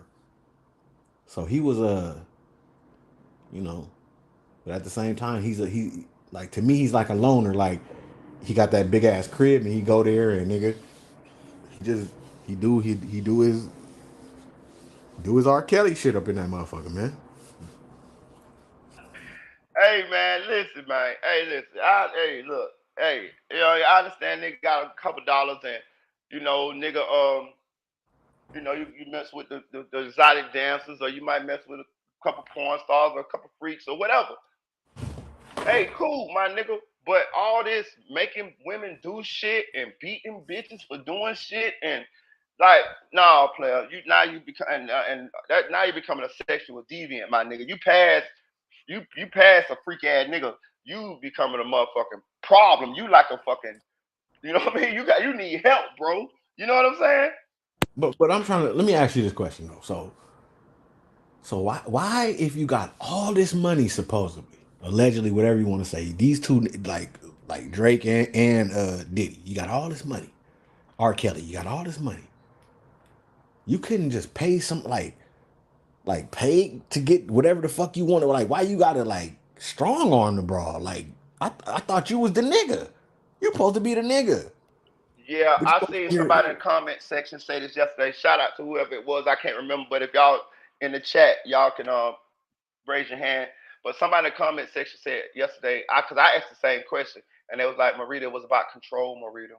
It's about control. It's about power. It's about making somebody do something that may not want to do it, but only because you want them to do it. And I said, oh, So that so that makes sense. that's telling me that the artist, whoever that may be, that was done to them. So they're doing it to other individuals.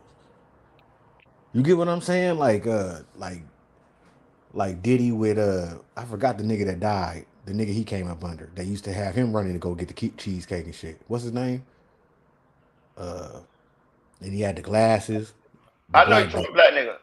Yeah, and remember he used to and motherfuckers was saying he used to have Diddy doing all kind of weird shit. So like you gotta learn this somewhere, and then you gotta it had to be done to you to because you're taking your anger out and what happened to you out on an individual the same way it happened to you type shit. Does that make sense? Yeah, I can go for that. I can go. I don't, we just speculate here, but yeah, I can go for that. I definitely think it's a learned behavior. Um, Yeah.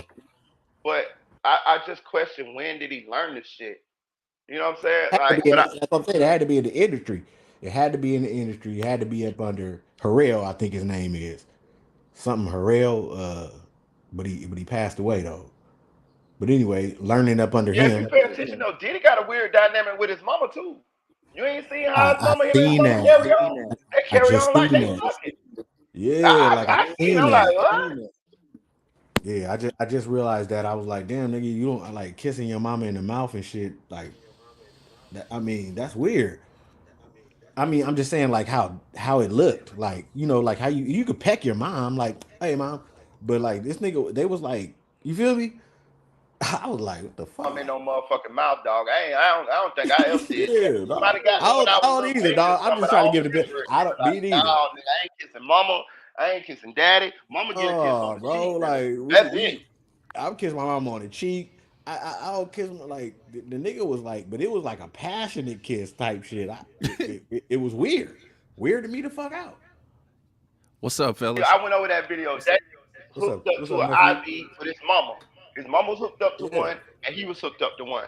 And they kissed each other. He's like, yeah, me and my mom just getting some IV. We're getting charged back up. Nigga, your yeah, mama look bro. like she's about 70 years old. What is she need to get charged up for? Back up for? I understand why you need to get charged up because you've been on these motherfucking drugs last night. So you need this IV to bounce back real quick. Also, in So that is same mama, video, nigga. I'm got them Mama motherfucking doing the same fingernails shit. on that motherfucker too. What is you got going on? I'm just saying, this looked weird to me. She looked like his. She acted like she was his girlfriend, other than his mama. You know? Yep. What's up, nephew? Shit, what's going on? How y'all been? Man, I've been chilling, man. Yeah, what's Living life. up? Man, I can't call it this. This shit is dark. You know, Hell yeah. this shit dark. I was looking up, cause I was just listening to what you was saying. Like, Marita, you was like, where the hell you get this, or like, what's driving you to like that shit? So I'm like, I looked up that definition of sadomasochism. You know, and that shit says, it's known collectively as sadomasochism, and it's they are the derivation of pleasure from acts of respectively inflicting or receiving pain or humiliation. So it kind of seemed like he is sadomasochist, you know? Yeah. Damn, Hell I ain't even yeah. thinking about that. I don't. I ain't That never sounds even heard that heavy. before. That like, god damn. That's my Yeah, first that's time hearing weird. that. It's like that movie. What's the Gray movie? The Shades of Gray. Yeah, 50 Shades You of know? Grey. 50 Shades of Grey. Yeah. It's like that, you know? Yeah, I ain't gonna even Yeah, lie that to you. shit I'm is gonna be sick honest though, with you, but dog. I don't even like, I don't even like that type of shit, like the bondage and all of that shit. I ain't, that ain't my thing, bro. I'm not with in that shit. All that humiliation shit, nah, I don't, that shit, no, no, no, no, no. That don't do nothing for me. That shit turn like I be like, what the fuck? yeah, it's like smut film type stuff, you know? It's like, Yeah, that's a little ugh. too far down the freaky deaky rabbit hole for me. Yeah, that's out of pocket. And that don't resonate with my spirit. I don't think anybody that truly like in alignment with God gonna resonate with that, you know? Nah, it ain't nowhere near that type of situation. This shit is like some sinister shit. Yeah, it's That's real why I dark. said Like like how yeah, like the industry, like what they say the industry is, and that's why I think that he learned it from the industry coming up under Harrell and them early, just seeing what they was doing, because it seems like everybody, all the top big wigs are involved in this shit. You know what I'm oh saying? Like yeah. you can catch a video with anybody there. LeBron at a party, you can catch a video with a lot of niggas at parties, bro. At a Diddy party, Yeah, now it makes sense why Fabulous was so uncomfortable when he got invited to the party, exactly. you know? And he carried a lot, and Diddy got a lot of power, so that's why them niggas wasn't speaking up. Even the niggas that might not be with that shit. You know what I'm saying? Like even when he like saying when he made Fabulous feel uncomfortable in that video. That's Yeah, probably why them niggas ain't say nothing, because them niggas was thinking about, boy, if I say something, boy, goddamn, he gonna get the executives to drop me. I ain't gonna have no deal. All that type of shit. That's crazy. Yeah, he gonna man, he gonna he gonna we gotta put some respect on 50 name. You know, a hundred percent. he's one of the niggas that been telling us for some time now. It's been some years. So and he was right. Gene Deal, got to put some respect on Gene Deal name. Yeah. Yep. You know what I'm saying? Like we can't disrespect that, because he also was a nigga that was just telling us like this nigga's a slime ball, and we was just like, you just bitter and mad because you didn't this and that or whatever. But no, nigga, look, do I got an echo? Nah. Okay. Hey, I'm gonna say this too though.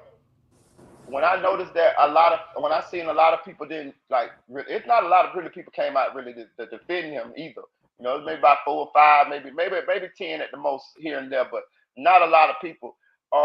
It's a lot of other people that's connected to this shit too that probably don't want to be associated with, because they're gonna shed some light on them. You know what I'm saying? I just don't believe that this all this shit wasn't going down, and a lot of people knew about this shit. Is what I'm saying. A lot of people knew about this shit. Trust me. I agree. Like a lot of people. A lot of people. Everybody pretty much. He was throwing these parties. Everybody knew puppy parties was freak parties. Did, Everybody knew. did you I ain't see never the been to them, but I done heard enough to know that this is a freak party. You know what I'm saying? Right. did Right. you see the Lil Wayne clip Which with one? him and Diddy? I don't think so. Yeah, me Yeah. neither. Oh, y'all gotta pull that up. So Diddy is like asking Lil Wayne something. He like, yeah, Lil Wayne like, man, don't. And look, it's a young Lil Wayne. He like don't mess with the niggas that's dancing in the videos, cause them niggas is some freaky niggas and they do. And this is Diddy. Diddy is right next to the nigga. Like you could pull that motherfucker up right now. It's just like a short. It's like a Lil Wayne and Puff Daddy. If you I put did that, see that video. Somebody was saying that yeah, that video was chopped, like it was a voiceover, we but gotta I see. don't know. I don't know, cause he's sitting right next to the nigga. They Yep. in Miami. You know what I'm saying? So like, to me, it looked real off the as an editor. It looked real off the surface. Was it down like a boxing ring or some shit like that? Nah, they were sitting outside on like a bench. Oh, right there. Yep. There you go. Yeah.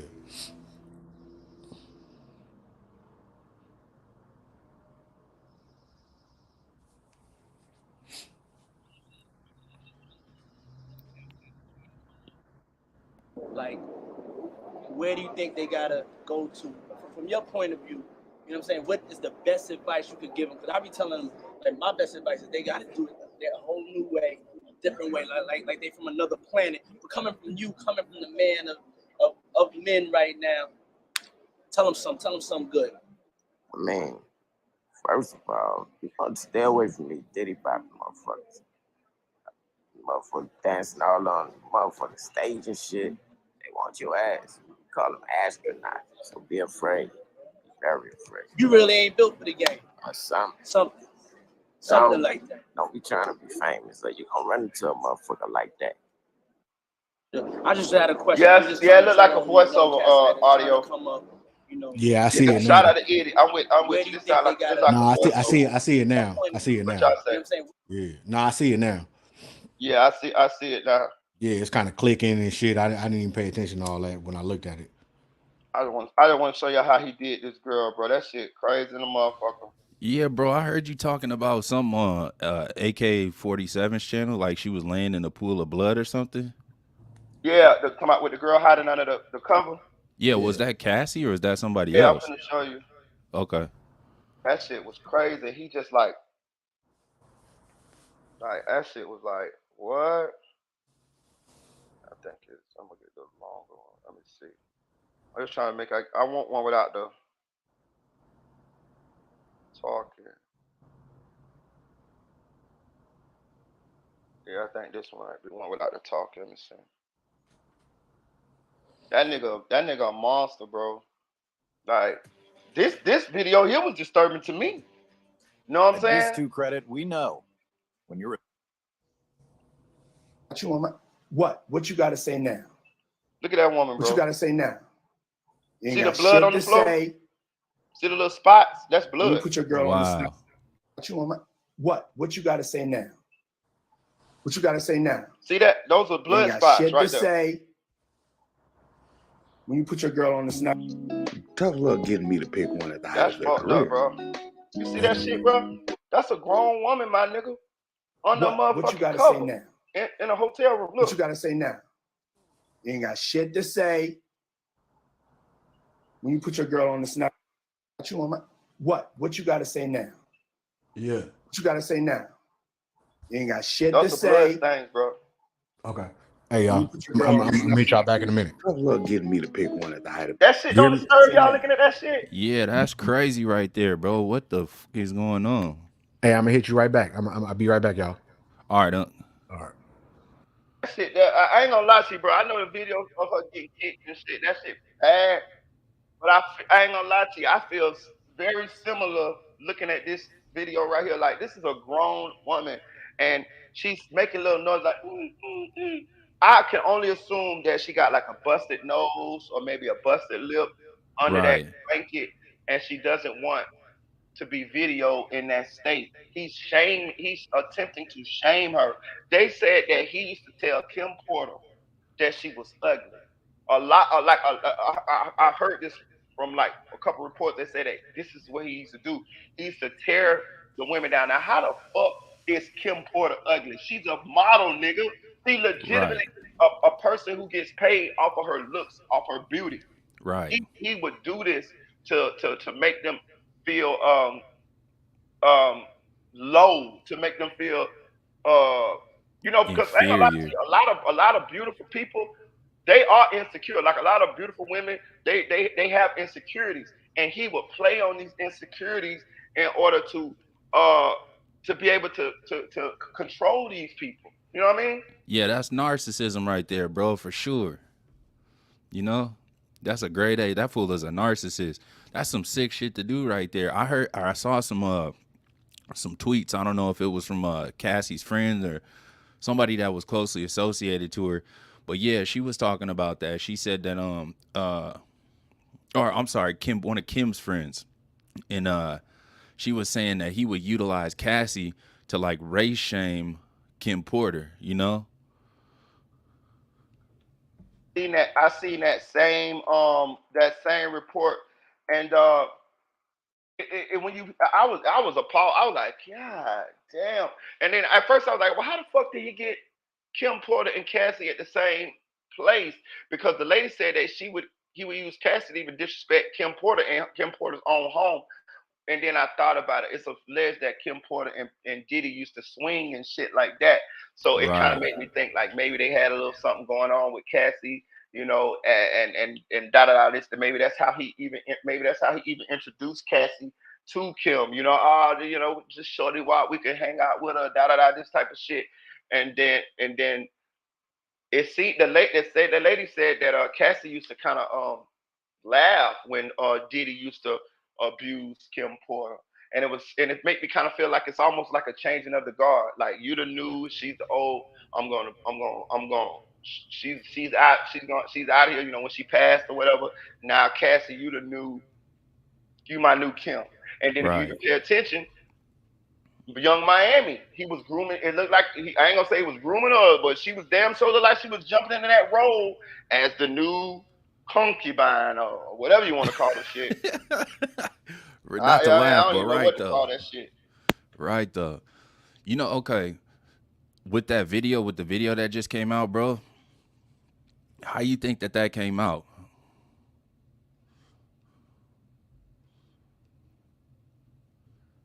Thought about it. We even went over it. I think we talked about it a little bit the other day. Shout out this Aaron's way.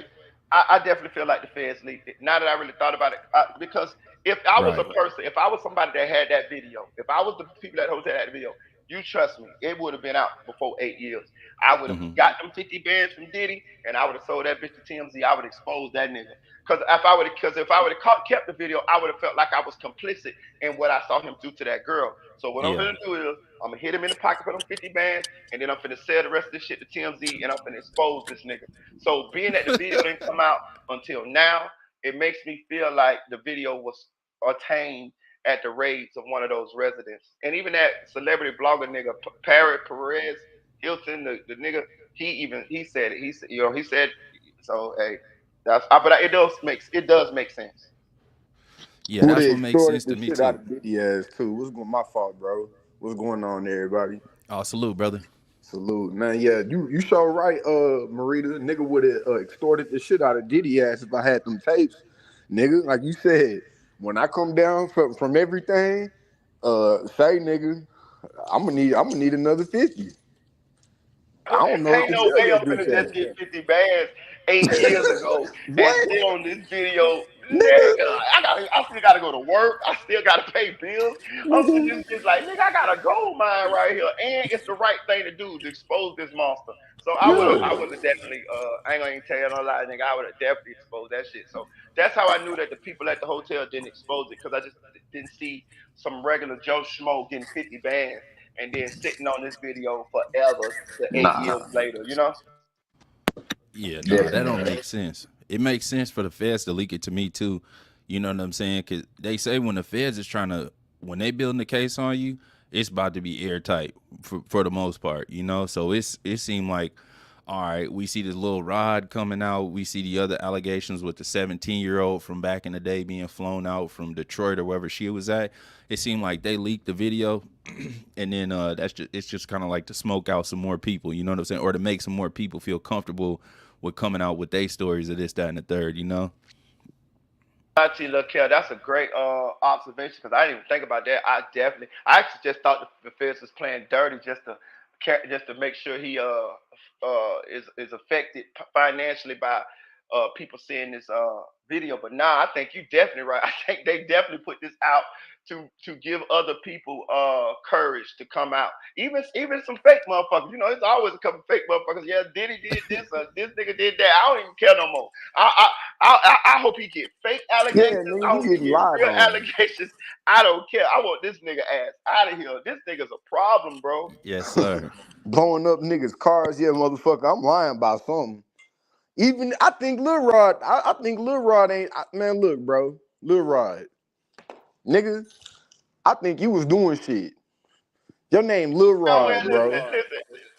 listen. Do you know the feds say they say that they haven't spoken to LaRod? Cassie is behind this, y'all. They have been speaking to Cassie. Cassie is working with the feds to do all of this shit they doing.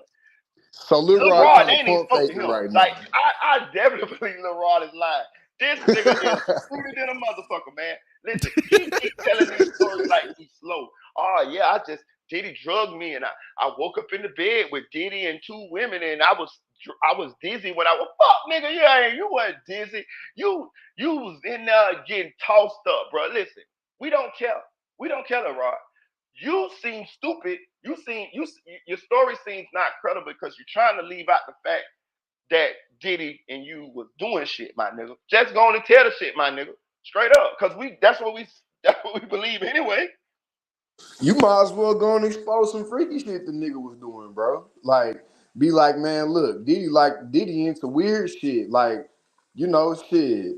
I'm weird, but nigga, he into weird shit. I would like expose that, nigga.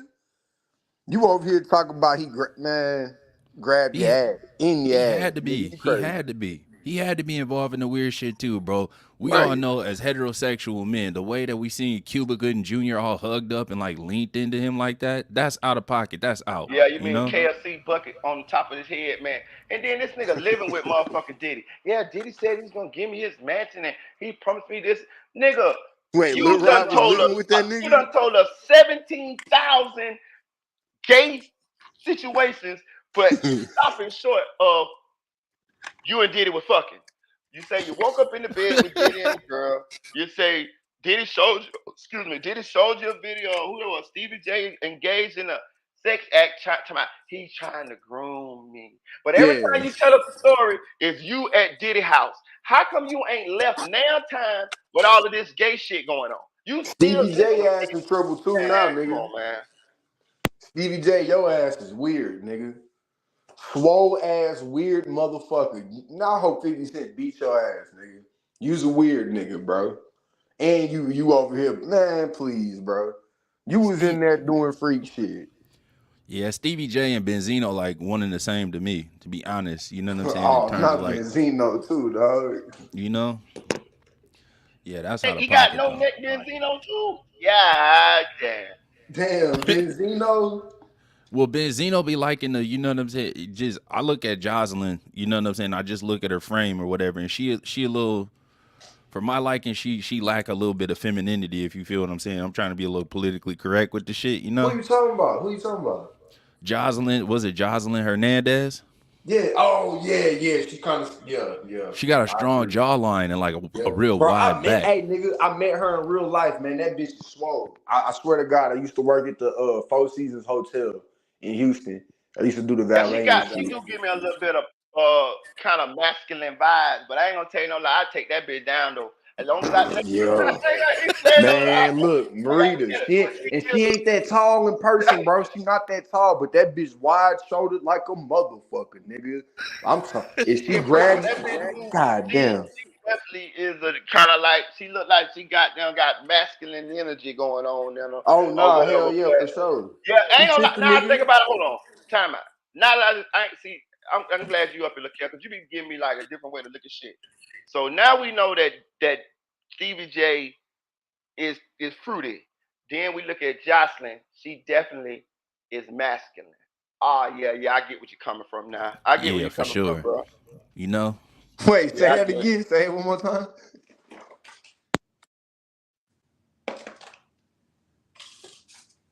You talking to Marita? Yeah, Marita, what you had said? I don't know what I said. What I was saying. I can't even motherfucking remember. You Oh no, said I was really Stevie was saying J that was fruity and she was now that masculine. what you were saying, that when we look at, we know now, because I ain't gonna lie, I ain't know Stevie was fruity. You know what I mean? I just remember nigga having a lot of bitches on love and hip hop, so I'm like, oh, okay, you know, whatever.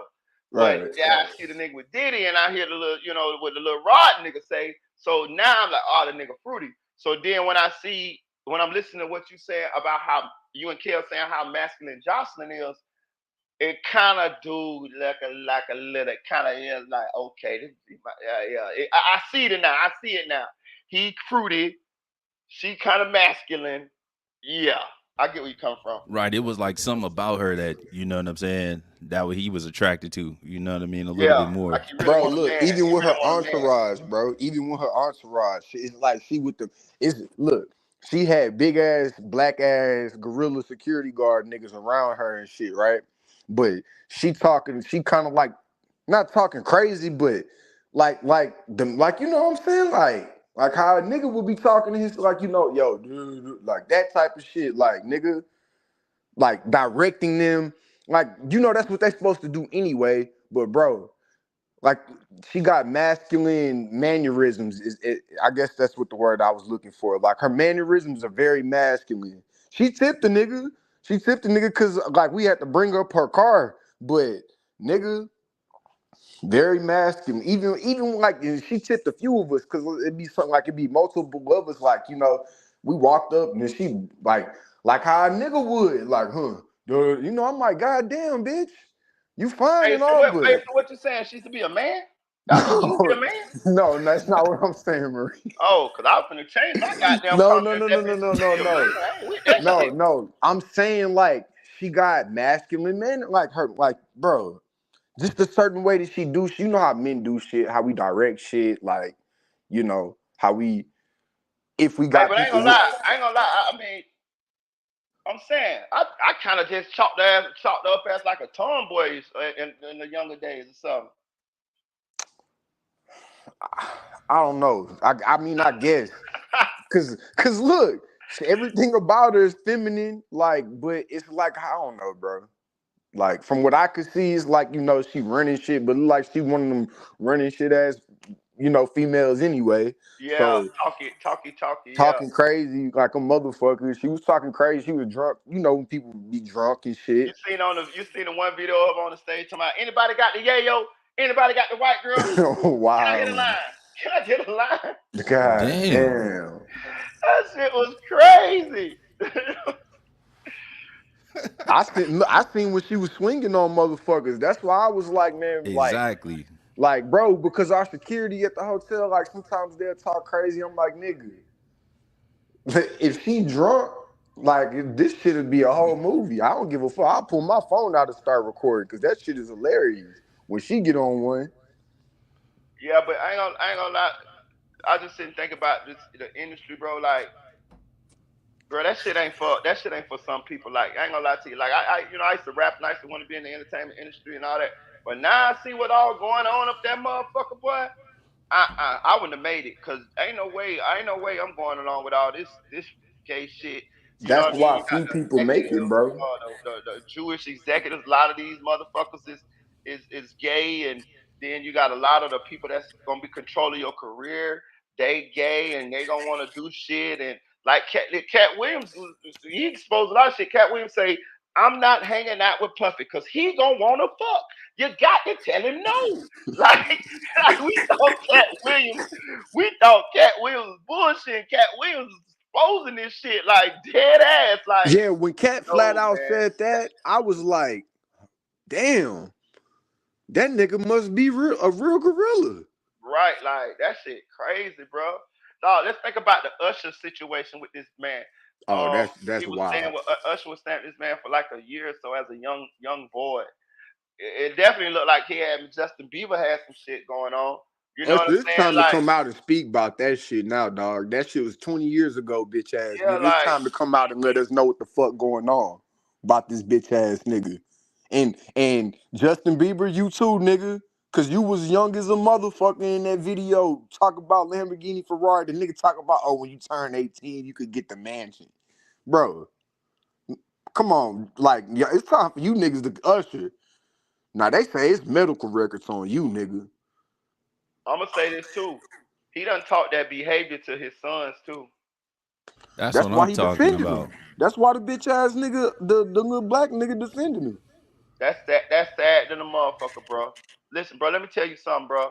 One thing about me as a parent, bro, I make sure that I teach my children how to be a better person than me. Listen, my son. Listen, bro. I promise to God, bro. If I put my son on the phone right now, he'll tell you that I have never told him, "Oh yeah, boy, fuck that hoe, fuck this one." You know what I'm saying? I real talk, bro. I always teach him. Like he got a girlfriend, got a baby and shit like that. I told him, I say, son. I said, let me tell you something. I said, if you love that girl, bro, don't you never cheat on her, bro. He'll tell you this. I have never taught my son to be a womanizer or no shit like that.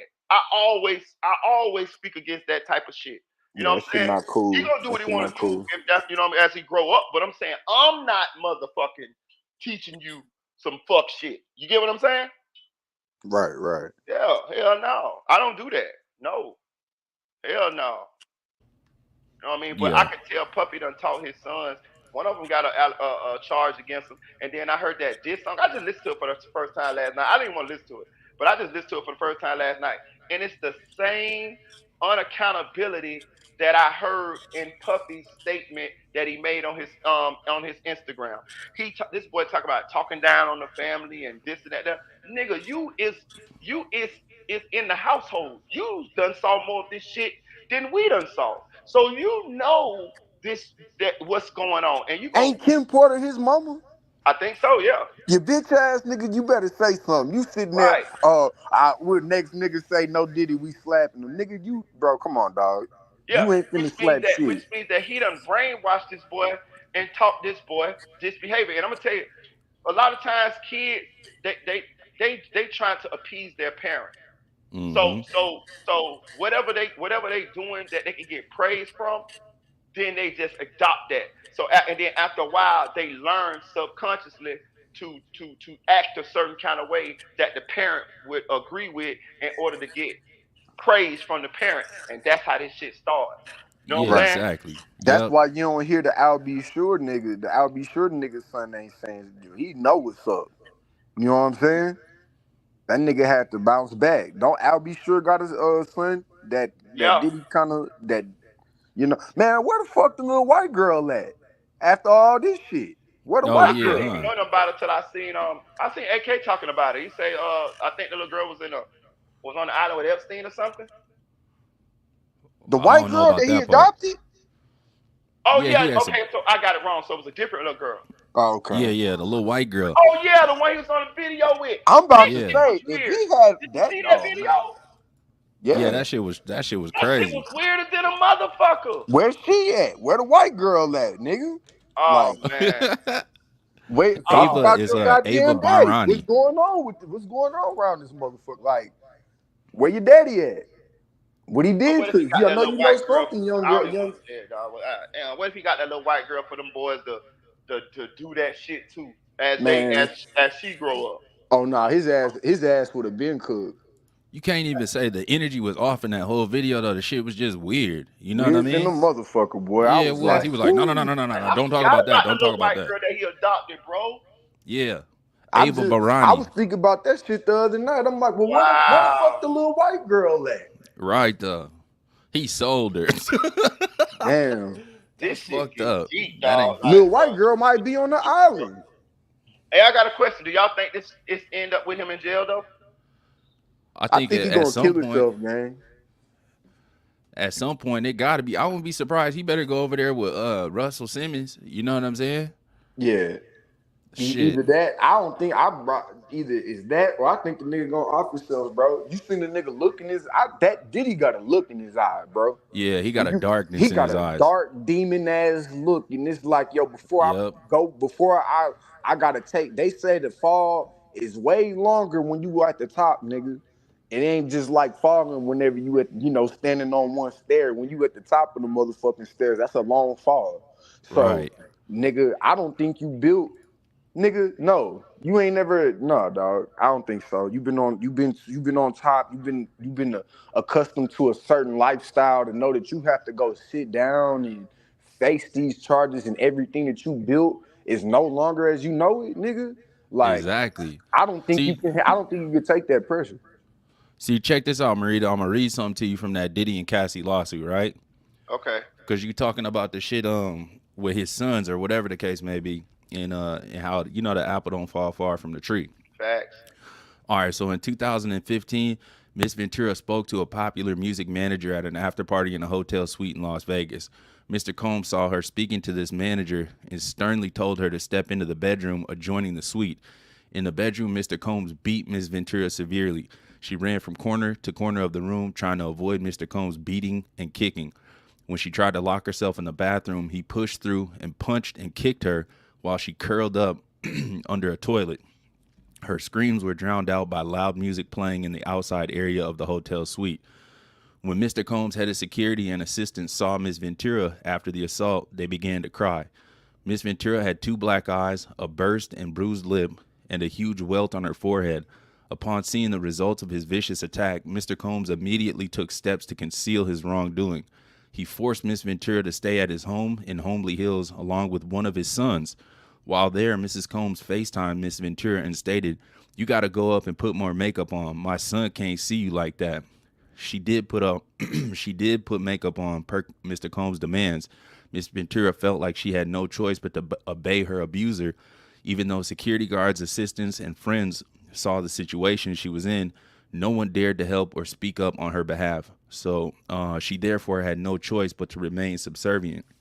So it's like, no, if he didn't lumped her up to that degree, you can't tell me that the makeup covered it all up and that her son, his sons wasn't seeing these signs. So regardless of whether or not they condone that shit, when you grow up in an environment that these are the things that you're witnessing and nothing is being done, there's no consequences from these actions. These become your core beliefs, like subconsciously. You know what I'm saying? Hell And yeah. these Say, Kev, is that the same hotel? No, I think that's a different hotel because shortly after that, then they start to talk about the Intercontinental.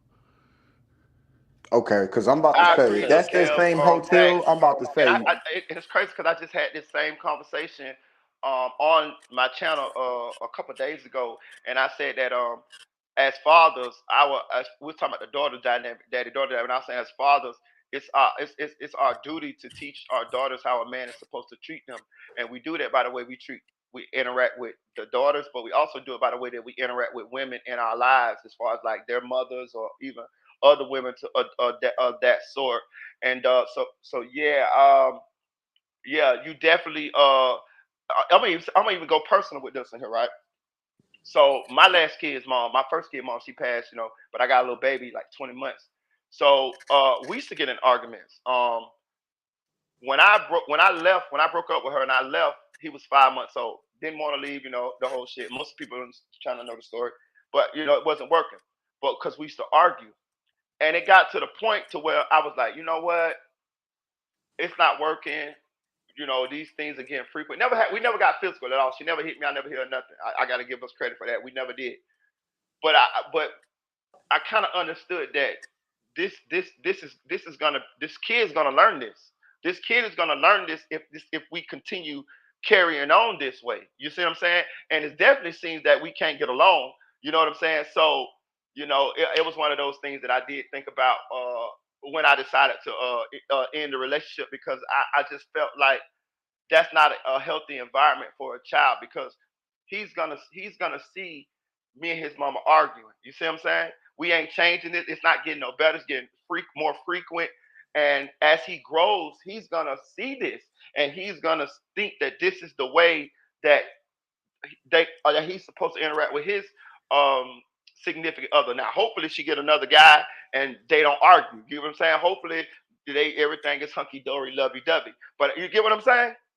yeah, Yeah, because that's learned absolutely. behavior. That's learned behavior. That shit right there. Wherever the fuck you, like, I really do, like, I really do think that shit is learned behavior. That's why certain people who have abusive parents probably grow up to be abusive parents. because it's learned behavior and Yeah, even the shit. even the not to cut you off, but even the toxicity. Um, Yeah, hell yeah, when you grow up in a a toxic household where your environment. mom and your dad arguing, this is how you learn to interact with your significant other when you get of age and get to be in a relationship and this and that. Now, I'm telling you, I see it. I see it a lot now because I understand what's the cause of it and what's going on. And sometimes when I go around certain people or certain family members and I see the arguments and things of that nature, and then I don't kind of got to the age where I can see their children grow up, and then I see how their children interact with their spouse, and I like, damn, they done learned that toxic shit because watching that because their mama and their daddy used to argue all the time, and it may not even be it might not even be physical. You know what I'm saying? Like abuse is more than just physical. You got mental abuse. You know what I'm saying? You got emotional abuse. And I'm gonna tell you the sometimes the toxic shit is not violent. Sometimes it's just emotional and verbal abuse. Very verbal, And hell yeah, yeah, verbal. Cause I know some females that talk like how they mama talk. I'm be like, that shit not cute. Like you should want to not be your mom, like type shit. If she talking like that, like you know what I'm saying. You should always want to be better.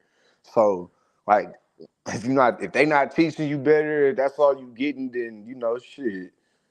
A child doesn't have that ability yet because that prefrontal cortex isn't formed. They have an emotional mind, and then that wise mind comes when logic and then emotion, when you're able to merge the two. But they don't have that ability as young children. So it's like when you talk about situations about learned behavior and are they learned behavior or products of their environment, it's an example of that. We all familiar with the Disney movie The Jungle Book, right?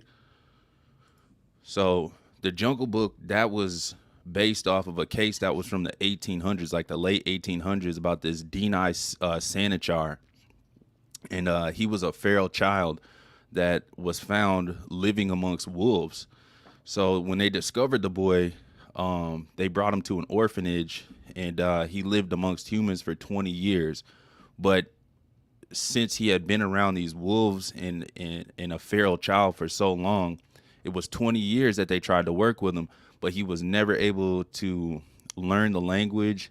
He was never able to learn human behaviors. You know what I'm saying? He had become the true product of his environment. Like he really acted and had mannerisms like wolves did. It was a crazy ass story, but it's relatable in a sense.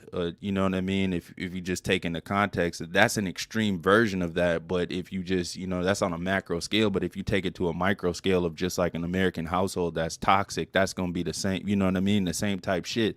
It's gonna be real difficult to unlearn those behaviors or to separate yourself and not be a product of that environment. Especially if you were raised facts. like that, like you just said, bro. If you were a child and you don't know what's right and wrong. You don't have that ability to understand that yet. So you see this behavior and you like, oh, this is how I'm supposed to act.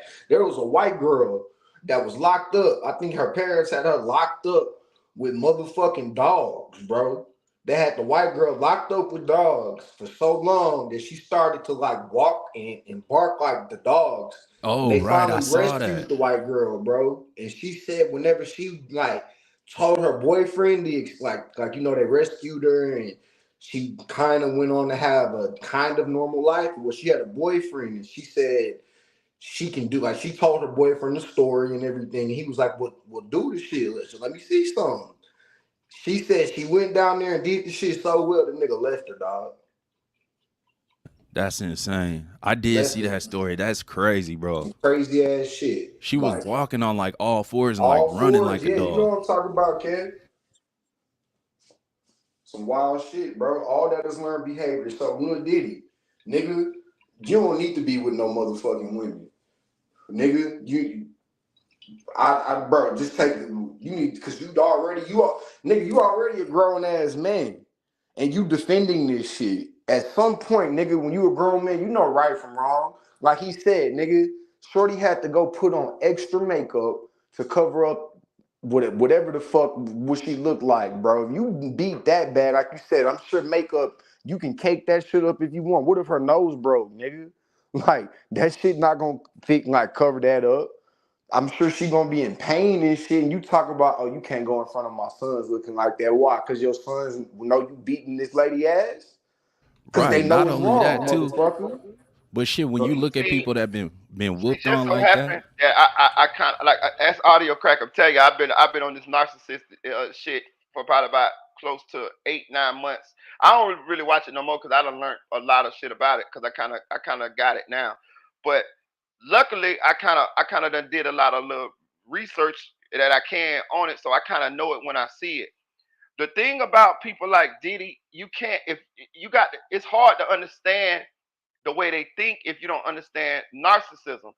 Diddy does not care about Cassie. He doesn't care about how she feels. He don't care about what he did.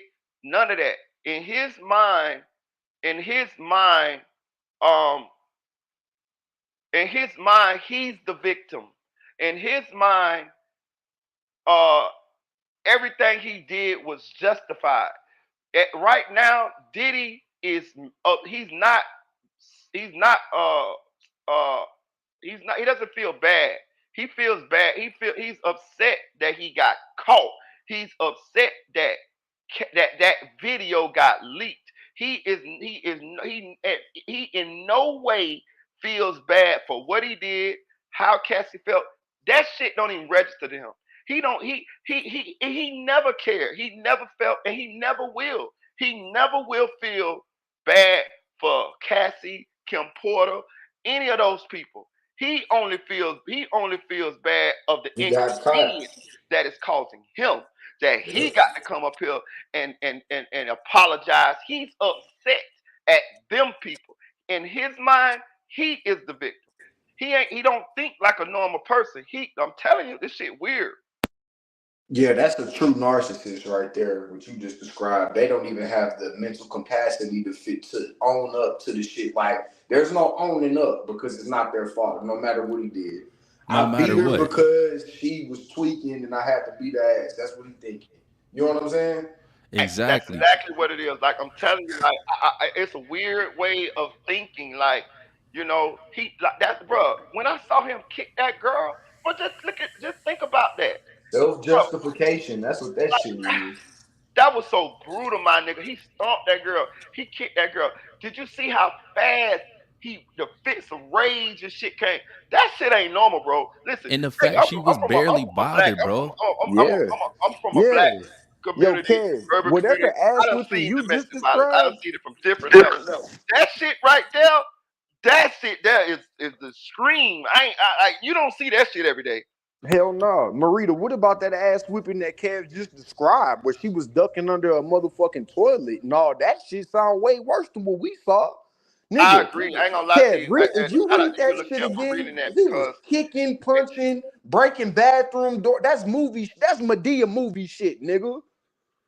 bro, that shit, You I ain't gonna lie to Diddy, you. You you know should that have made been me. playing the mother man. That shit fucked me up when you read that shit. Real talk, because you know it made me think all of the situations that this stuff happened, that these things happen to these women, not even just her, to other women that was involved in Diddy's life that we don't even know about. Like Exactly. he probably got 50 to 100 beatings. He beating these women in public places. Like he beating these women everywhere. Like he ain't even Everywhere. like Bro, the hiding it. Like way nigga, And you I bitch beat you, I ass beat niggas in you these at the hotels Grammys, nigga. sitting there watching that shit. You niggas is hoes, bro. That's some crazy ass shit. on Women, God in didn't heaven. they say the woman Exactly. was crying with her? Didn't that what you just read, Kev? Yeah, yeah. Man, and you Hey, motherfuckers didn't go to the police, man. Fuck y'all. That's some suable shit too. I would if I was Cassie, I'd sue the motherfucking hotels, nigga. Why the fuck you ain't turning this shit over to the police whenever y'all saw this nigga beating my motherfucking ass in there? see, that's what I was thinking about too the other day because I was reading about the statute of limitations was like the first thing that I went to. I looked at the shit for federal and I looked at it on the state level. So it was 5 years for state and then it was 3 to 6 years depending on the severity of the domestic violence incident on a federal level. And kidnapping I also looked at.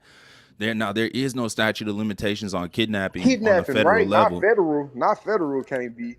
Yeah, it's not, but they got a whole different guideline of what they consider. It's completely different what What the they feds consider is consider kidnapping kidnapping.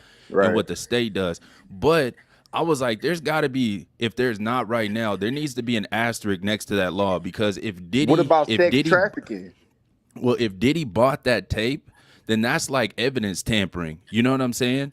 So Yeah. I'm like, there got to be something in that. So you bought the evidence to cover up a crime. You know That's what I'm not. There's saying? no federal statute of limitation on like covering up crimes, because motherfucking like shit. They trying to give YNW Melly life for that in Florida for covering Right. up a motherfucking crime. So I know the feds, if you do some shit, and then they could hit this nigga with so many different charges. Like, bro, kidnapping, sexual trafficking. That's like you were sexually trafficking that girl, making her fuck niggas while you stand in the corner and record it, nigga. That's like, bro. That's kidnapping. Like, bro. I don't even know what the fuck that is. What is that? I can't call it, bro. But you could tell Like, that shit happened to Cassie a bunch, though, just by the way she was Jesus so Christ. unfazed by that ass whooping. She was like not phased at all, really. She just hopped Non-phased, up, bro. you know? Yeah, because she done But got I'm two gonna tell you what I motherfucking noticed. shiners. Did And you notice when he that's slammed her crazy. on the ground? Do you notice she just laid there? I Exactly. feel like that is because she done been beat so many times till she knows that she gets up and she done learned to just be motionless, because and that'll probably just lessen the amount of beatings that she gonna get. You know what I mean? She can flail around or move or stand up, he's gonna knock her back down. So she just done learned to just to lay there, bro. And I'm gonna keep it real, Kev. I keep going back to that shit you just read, bro. Listen to how many times he put his hands on her in what you just read, bro. How many times he kicked her? How many times he punched her? How many times he threw it? We don't know. We don't know the like. We don't know how hard this nigga might have been swinging at her, bro. Like he blackened her eye, bro. She already small and bright. Like nigga, it don't take much to bruise her. We don't know. Like we don't. That shit bothers me when I hear like how you just described that beating that girl took, bro. Way worse than what the fuck we saw. Like you said, bro, she just laid there and she was unfazed by that ass whipping, cause she know, like, man, this nigga, this ain't nothing. He just She doing that cause we right helpless. here in the hallway. And And see, it Cassie, was little, y'all, I want y'all to understand this. Cassie is a little woman. Cassie Little might lady. be like 120. No, I'm talking about she's small. I read that the other day. They Fragile. said she 5'6" and 115 pounds. Oh man. Right. I just guessed the weight. I tell you, she's little, bro. Petite. She's itty That's what you bitty. describe petite. For real. See, check this out. Okay, so this is the hotel incident, right, from that court paperwork. I'm going to read 3 paragraphs of this.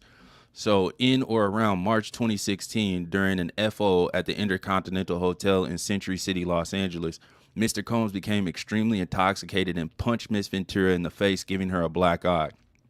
After he fell asleep, Miss Ventura tried to leave the hotel room, but as she exited, Mr. Combs awoke and began screaming at Miss Ventura. He followed her into the hallway of the hotel while yelling at her. He grabbed at her and then took glass vases in the hallway and threw them at her, causing glass to crash around them as she ran to the elevator to escape.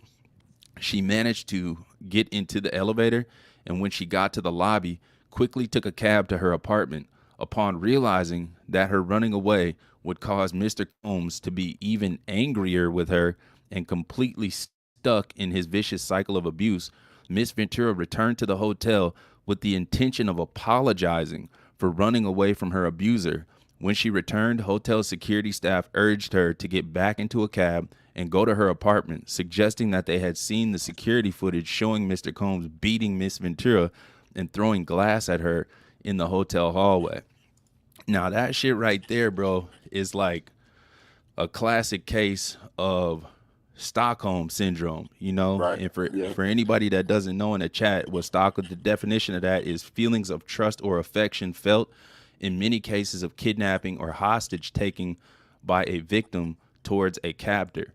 You know, her running back to apologize to him because, you know what I'm saying, she didn't want to be further stuck in his vicious cycle of abuse. That's That is slave shit. sick, bro. That's slave shit. That's how I used to do the motherfucking slaves back in the day. Like that's Come Stockholm on. syndrome shit. Like, bro, that and then you bitch ass security niggas, you niggas is pussy ass, hoe ass niggas, dog. All y'all could tell that lady is to get back in there. First of all, nigga, it wouldn't have been no coming. Look, you can't come back up in here. Cause we can't be liable if this nigga kill you up there. So take your ass back Right. home, and we finna call the police on this bitch ass nigga or something. Okay, so when Diddy did, man, that's the thing. I want to know, you bitch ass security niggas, y'all niggas about to be held. Y'all niggas have some responsibility in this because I'm sure you niggas in that motherfucking hotel, nigga, like I'm sure y'all didn't just, hey, yo, Diddy, we got the video, dog. Like you might want to, you might want this, but we might want 50 bands for it. I'm sure that's not what happened. I'm sure this nigga was like, hey, yo, when he realized what he did, he went to y'all, and you bitch ass niggas sit there and told this lady, y'all, dog, y'all let her go back up there, and after this nigga, man, that's some foul shit, dog. You hotels and you motherfucking security, man, look, that shit really need to be checked. You not securing and safe, like, nigga, what if he would have killed the bitch? What you niggas was gonna say? Oh, man, yeah, we ain't know, dog. We ain't know he was gonna kill her. That's what y'all niggas would have said if he would have killed her up there when she came back to that hotel to apologize to the nigga for running. What if he would have killed her, dog? What the fuck you niggas excuse would have been then, bro? We didn't know he was gonna kill her. Yeah, all right, nigga. You niggas is hoes, bro. Yeah, I ain't gonna lie. I'll tell you, I had a homeboy that me and him used to trap together and shit. And like I said, the trap was next door to his actual house where he lived. And I used to have to stop this nigga once a week, pretty much, almost once a week from fighting this girl. I'll be over in the spot, and I would hear like rumbling or arguing or whatever next door. So I go outside and then I'll go knock on his door. And sometimes his door will be open, but sometimes it'll be locked. And I'll knock on the door. He'll come to the door. He'll be like, "What's up, bro?" I'll be like, "Bro, come here for a second, bro. Holler at me real quick." So he'll be like, "What's up, bro?" I'll be like, "Bro, come here, come here." He kind of ended up catching on after a while. And he'll be like, "No, bro, hell no, man, no, bro." I'll be like, "No, bro, listen, come here. Listen, bro, I can't, bro." I used to try to make it like I'm saving him, but really I was saving her. I'm like, bro, I can't have you going to jail, bro. I'm not like, bro, you're gonna go to jail, you're gonna get bonded out, this and that, bro. No, bro, no, you can't do that. So I used to always win. I always eventually get him to come to the spot with me, and I talk to him and calm him down and shit like that, and that'll give the girl time enough to leave. You know what I'm saying? And then um, one time I caught her. I didn't never know her really, but I caught her and I was able to talk to her.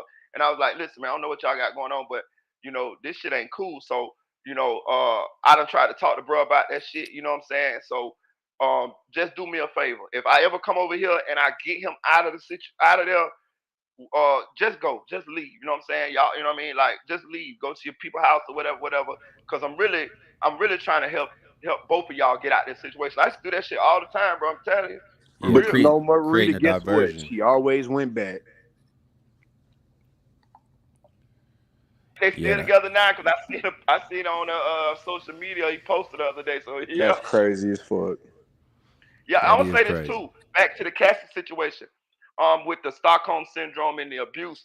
Um, it's easy for us on the outside looking in, especially men, because it's kind of hard for a man sometimes to understand um the way someone like Cassie would feel, or a woman who's abused would feel, and why they would keep going through that or keep going back or whatever.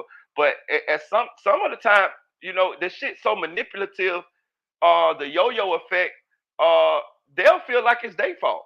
You know what I'm saying? Like, they'll feel like they did certain little things to make this person go off, and that they shouldn't have done. And then it gets kind of foggy, and it happens. It starts off slow, y'all. It don't just start off with a motherfucker just beating the bitch straight up Nah, down like that. We cause saw they start what Love got justifying that to do. It ass starts off whipping. really subtly, real slow, with a look, with a slap, with a push, and then it just escalates as the relationship goes forward. They make up, they get mad, they make up, and then it just manifests. It gets worse and worse and worse and worse and worse, and to the point to where they it's blurred. They don't know they love. Listen, they know they love this person. Like the person getting abused, they legit, like Stockholm syndrome. They really love this person. They really might love this person, and they don't. And this person does have good attributes. This person does not just beat them all the time. They say when Cassie, when after these beatings, Diddy was sent her to Dubai, or Diddy would buy her lavish gifts or things of this nature, showing her fake, showing her that he's sorry. You know what I'm saying? And you get what I'm saying? Like it's really confusing. Like you know what I'm saying? I could now that I know what they go through, now that I've seen what's love got to do with it, Tina Turner, or a lot of these movies and things of that nature, I can kind of put my mind somewhat in the mind of some of these people that go through this, and I don't think it's just as simple as we saying, oh, they should have left, such as what Slim Thug said. You know what I'm saying? Slim Thug better shut his bitch ass up, cause everybody in Houston know that bitch ass nigga stay. So shut the fuck up, nigga, cause we don't know what the fuck you in there doing to your wife, you bitch ass nigga. Just See, thought and the I'd leave the crazy part about it conversation. too, what's even crazier about it is some of the stuff in that lawsuit as well. Is it talks about how Mr. Combs, right, as they call him in the lawsuit, Mr. Combs signed her in 2006 to a 10-album deal. You know what I'm saying? So he's got complete control over her trajectory in her career path. So it's like, she romantically involved with the nigga. Then he used to threaten her and all kind of shit. When she would escape, he would have some of his people. This is why the lawsuit included Bad Boy Entertainment and other entities that belong to Sean Combs, is because he would have people that worked underneath of these business entities go seek her out or give her phone calls, after she had escaped, and tell her, like, you better bring your ass back. Otherwise, them albums and them songs is not finna come out. You know what I'm Damn. saying? Yeah, so it's real dark, and it's like, damn, nigga, you really are the Joker. Like, it makes perfect sense why the nigga played that part of the Joker so well on Halloween. Damn. Oh man, Also now that lets you us say know that that this was a shit, guy that's that fucked planned. up. This was a plan. He planned this like a 10 album deal, nigga. You was never that girl was nigga. That girl was never gonna be able to fulfill that contract. You knew that. Damn. You was planning on locking her in and controlling her life in every aspect. This was a plan. Um, That's some slavery shit, I'm bro. gonna tell you That another she thing. was a Not sex talk bad slave. about Cassie, but I went and looked at some of her old videos and things of that nature. Last night she wasn't no hell of a singer neither. Like I'm talking about Nah, like nah, she she ain't got wasn't. no heavy voice. So he knew what he was doing. He knew what he was doing. This was his plan for her the whole time. Yeah, I agree. I definitely agree with that. Honestly, this happens probably more so than we care to know or think about because I mean like this be like this the same this like the casting couch. You're a producer, you're a record executive, young ladies want to come into the music industry and all of the men or a lot of the men is sitting there rubbing their hands like, yeah, which one of us gonna fuck them or which one of us gonna manipulate them or which one of us gonna, you know what I'm saying? Like this shit happens.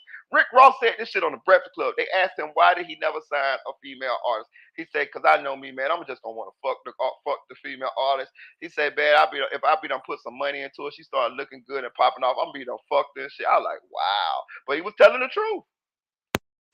Yeah, just be real. At least he kept it real. Shit. Kodak Black, he wanna fuck the artist.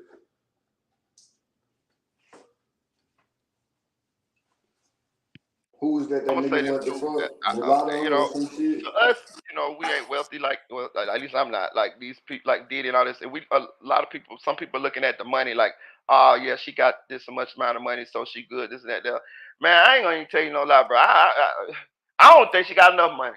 Not from what I seen. Not from what Kev just read. Not from the little bit that I know, and probably what we don't know. I don't think she got enough money. Honestly, I want this nigga broke. I want every person that he done affected negatively like this, these women, you know what I'm saying? The people that he done robbed and took their publishing or whatever he done did. I want all them people to get paid, bro. Real talk. And I want That all nigga these from people, I want all Making the these people Band who are from afraid to speak Florida. out to come and speak out, bro. Real talk. What's that nigga name, Marita, from Making the Band from Florida? You talking about Frederick. Oh, Yeah, Freddie man, I P. want my nigga Frederick to get his his just do too, bro. All the niggas you fucked over, bro. Like you said, Marita, like that's some whole ass shit, nigga. You a monster on every level. You know what I'm saying? He Not made just so much money off of the band, and really he ruined their career. Like I knew he was ruining their career. I remember me and hell my yeah. brother vividly watching the band. I was one of the people I watched that shit religiously when it first came out.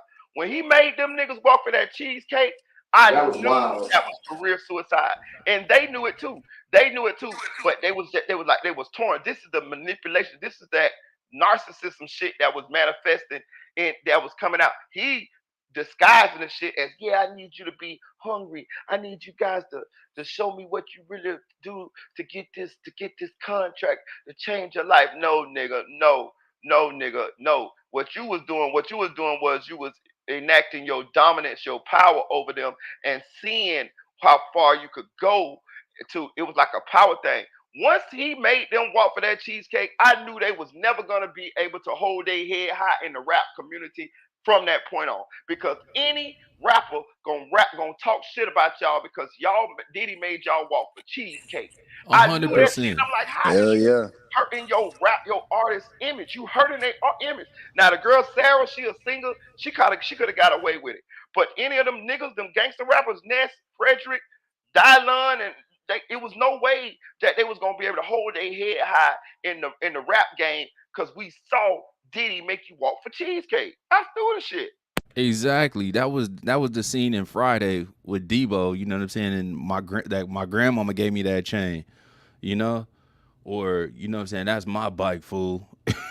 You know what I'm saying? Type just some humiliation, just getting punked and bullied, and know that you're not in a position to be able to do nothing about that shit. You know? And I think he was trying to see which one he was gonna fuck.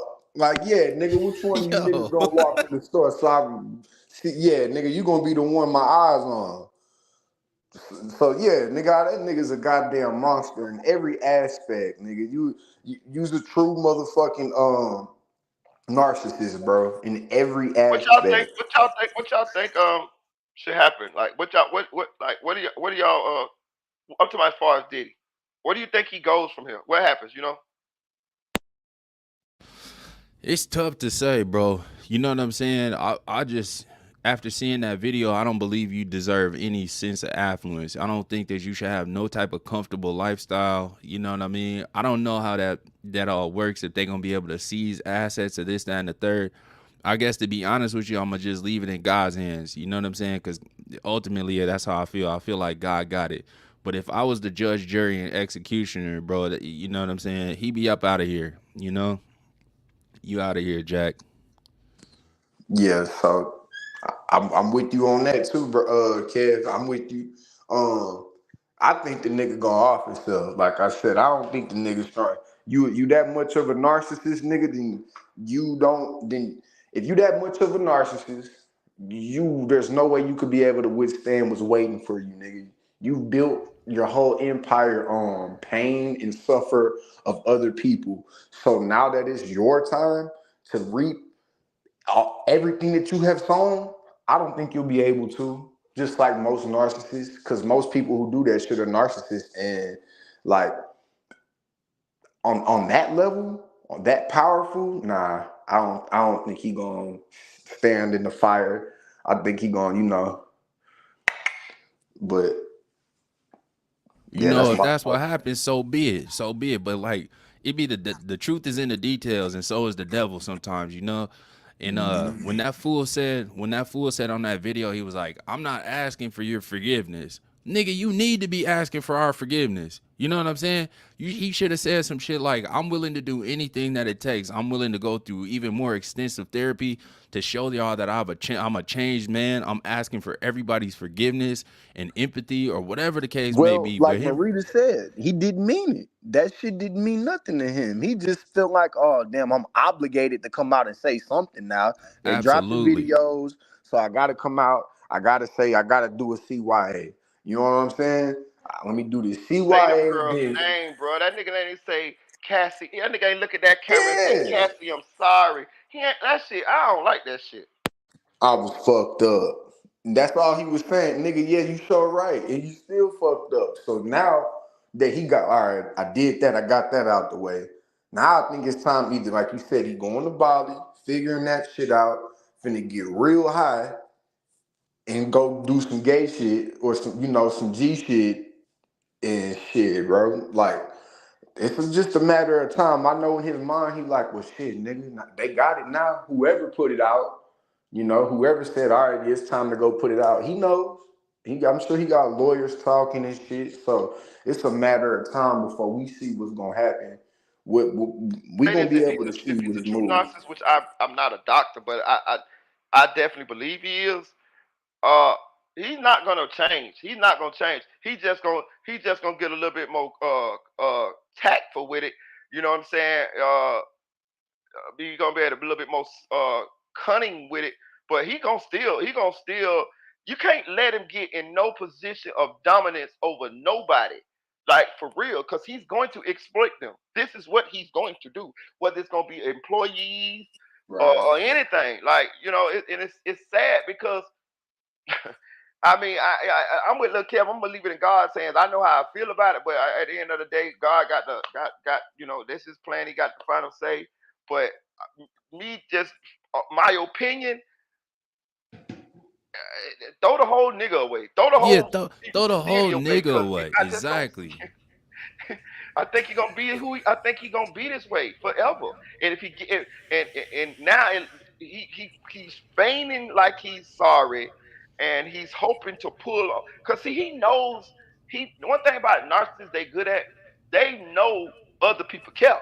They know they don't give a fuck, but they know other people care. So this is how they manipulate themselves back into your good graces after Yeah, they they done did some exploit fuck your shit. emotions. Right. Exactly. Yeah. Yeah. The nigga don't have a fucking conscience, bro. You know what I'm saying? That's what it feel. It feel like he a sociopath. He just does not have a conscience, you know? Yeah. You Actually, you're think he right, gonna look, stand in Kev. that I paint, tell you, I Maurice? did a little digging on shit. Narcissism is akin to sociopath. Sociopath. If it's very close to the same disorder. It's not the Right. same. It's not the same, but it's close. And if I think I seen Dr. Phil said, he said that if a psychiatrist or a doctor who's evaluating somebody to see what their issue is, if they ain't don't know what they're looking at, they will disguise narcissism for sociopathic shit. Yeah, it's close. Yeah, they like Maurice, you first think he gonna cousins. stand in that paint? What you say? I Do I think said, he's gonna stand in the paint? yeah, and face the fire. Yeah, yeah. Okay, so he doing. Oh, you talking about like? Yeah, yeah. He'll do it. He'll do it. Because it's a means to an end. It's a means to an end for him. He don't want to do it, but what he cares about is what he's losing or what he potentially losing. He is going to fake. He's going to fake sympathy, like he care all he can, until he gets until this shit seems like it blows over, or till he manipulates some other people to believing he's sorry. He like you remember that poem where the snake asked the alligator or whatever, the turtle, for a ride across the goddamn pond, and the turtle said, okay, now don't bite me, you know what I'm saying, and he said, yeah, I ain't gonna bite you, I need a ride. And then when he get in the middle of the goddamn pond, he bite him any Right. goddamn way, and they both drown. This is what Yep. this Right. this is what a narcissist is. Yep. 100%. Yep. You think he gonna stand, like, okay, let's say the charges come. You think he gonna stand there and fight the charges, or you think he gonna try to run? Uh,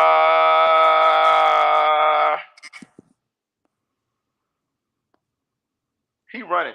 He's a runner. He running. Cause I don't think I find it hard to believe that he's tough enough. See, that's another thing too, y'all. Narcissists are good at faking like they tough. They're not. You are actually, or the average person is actually way tougher. The reason they actually very insecure. Every little thing bothers them. Every little thing. That's why he could go off and fight that girl and beat that girl for her talking to. a random guy because in his mind, oh, she flirting with him. Every little thing you say to a narcissist hits home. It hits them hard, like it hurts them, it cuts them. So they're not as. It's actually a fake. It's actually a defense mechanism. It's like a fake toughness. They're not tough at all. You would think that they're tough because of the way that they fake, but it's actually the total opposite. You're actually way tougher than them. They can't deal with a lot of shit, so they lash out and they plot.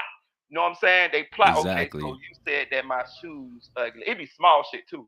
You said that my shoes ugly. Okay, I'm gonna make sure that you lose your feet. I'm gonna run over your feet with this car one day. Like I'm telling you, this is the shit narcissists do, and normal people can't even like Kel say it's close to sociopath shit. Like you can't even go to the level of the shit that they think about. It be extreme shit. I'm telling you. It might be a girl. She might be a girl. You might be like, damn, babe, shit. I like that dress on you. You getting thick, girl.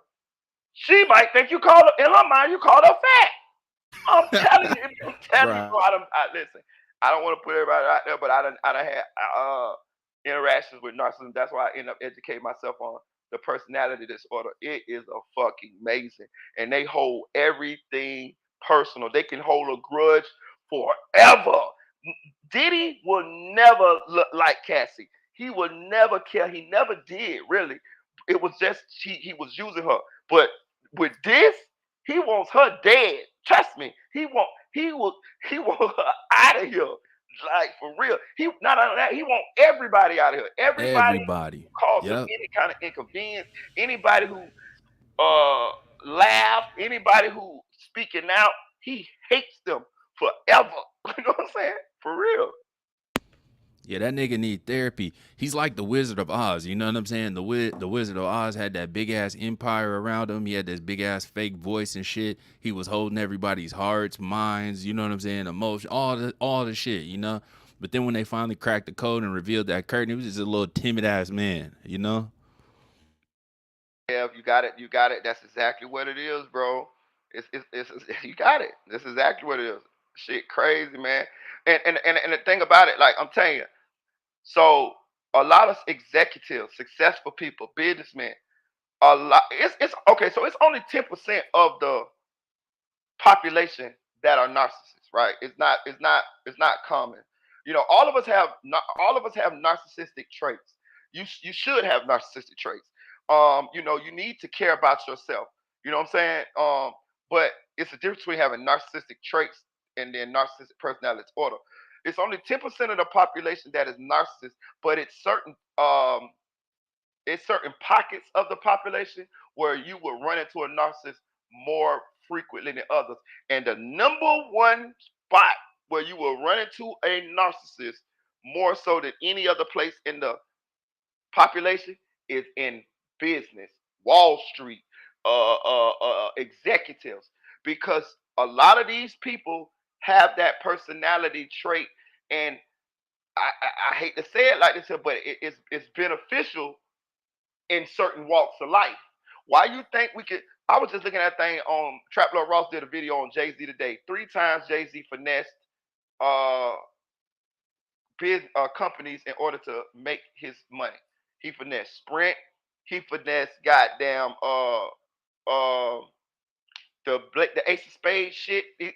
First he tried to finesse Cristal because Cristal is a real a real nice what do you call it? Top of the line drink.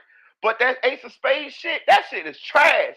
That shit is trash. He went over there and found a fucking a failing wine company, and he realized the influence that he had. He found a failing company. That Ace of Spades shit, that shit had been discontinued and all. So what he did was he partnered with them. He actually ended up buying. He ended up buying that line of liquor from them. But it was wine, but it was cheap. He packaged that shit up in a tin foil, goddamn gold, what's the name, and end up selling that shit to everybody by him advertising, and then he end up selling the shit or whatever, it made like 200 some $1 million.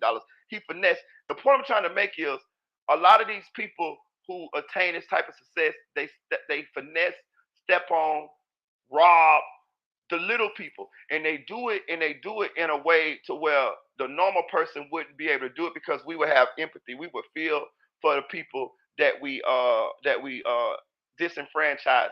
But the narcissists don't. They don't care. Like, and that's why you run into a lot of them in business, and they are your executives. They are your puff daddies. They are your your Jay Z's and these type of people because they don't care about the little people. They don't even associate. They don't even feel for them because in their mind, how could I be you? You're on the bottom. You don't got nothing. You weak. It's like how Dame Dash talk to people.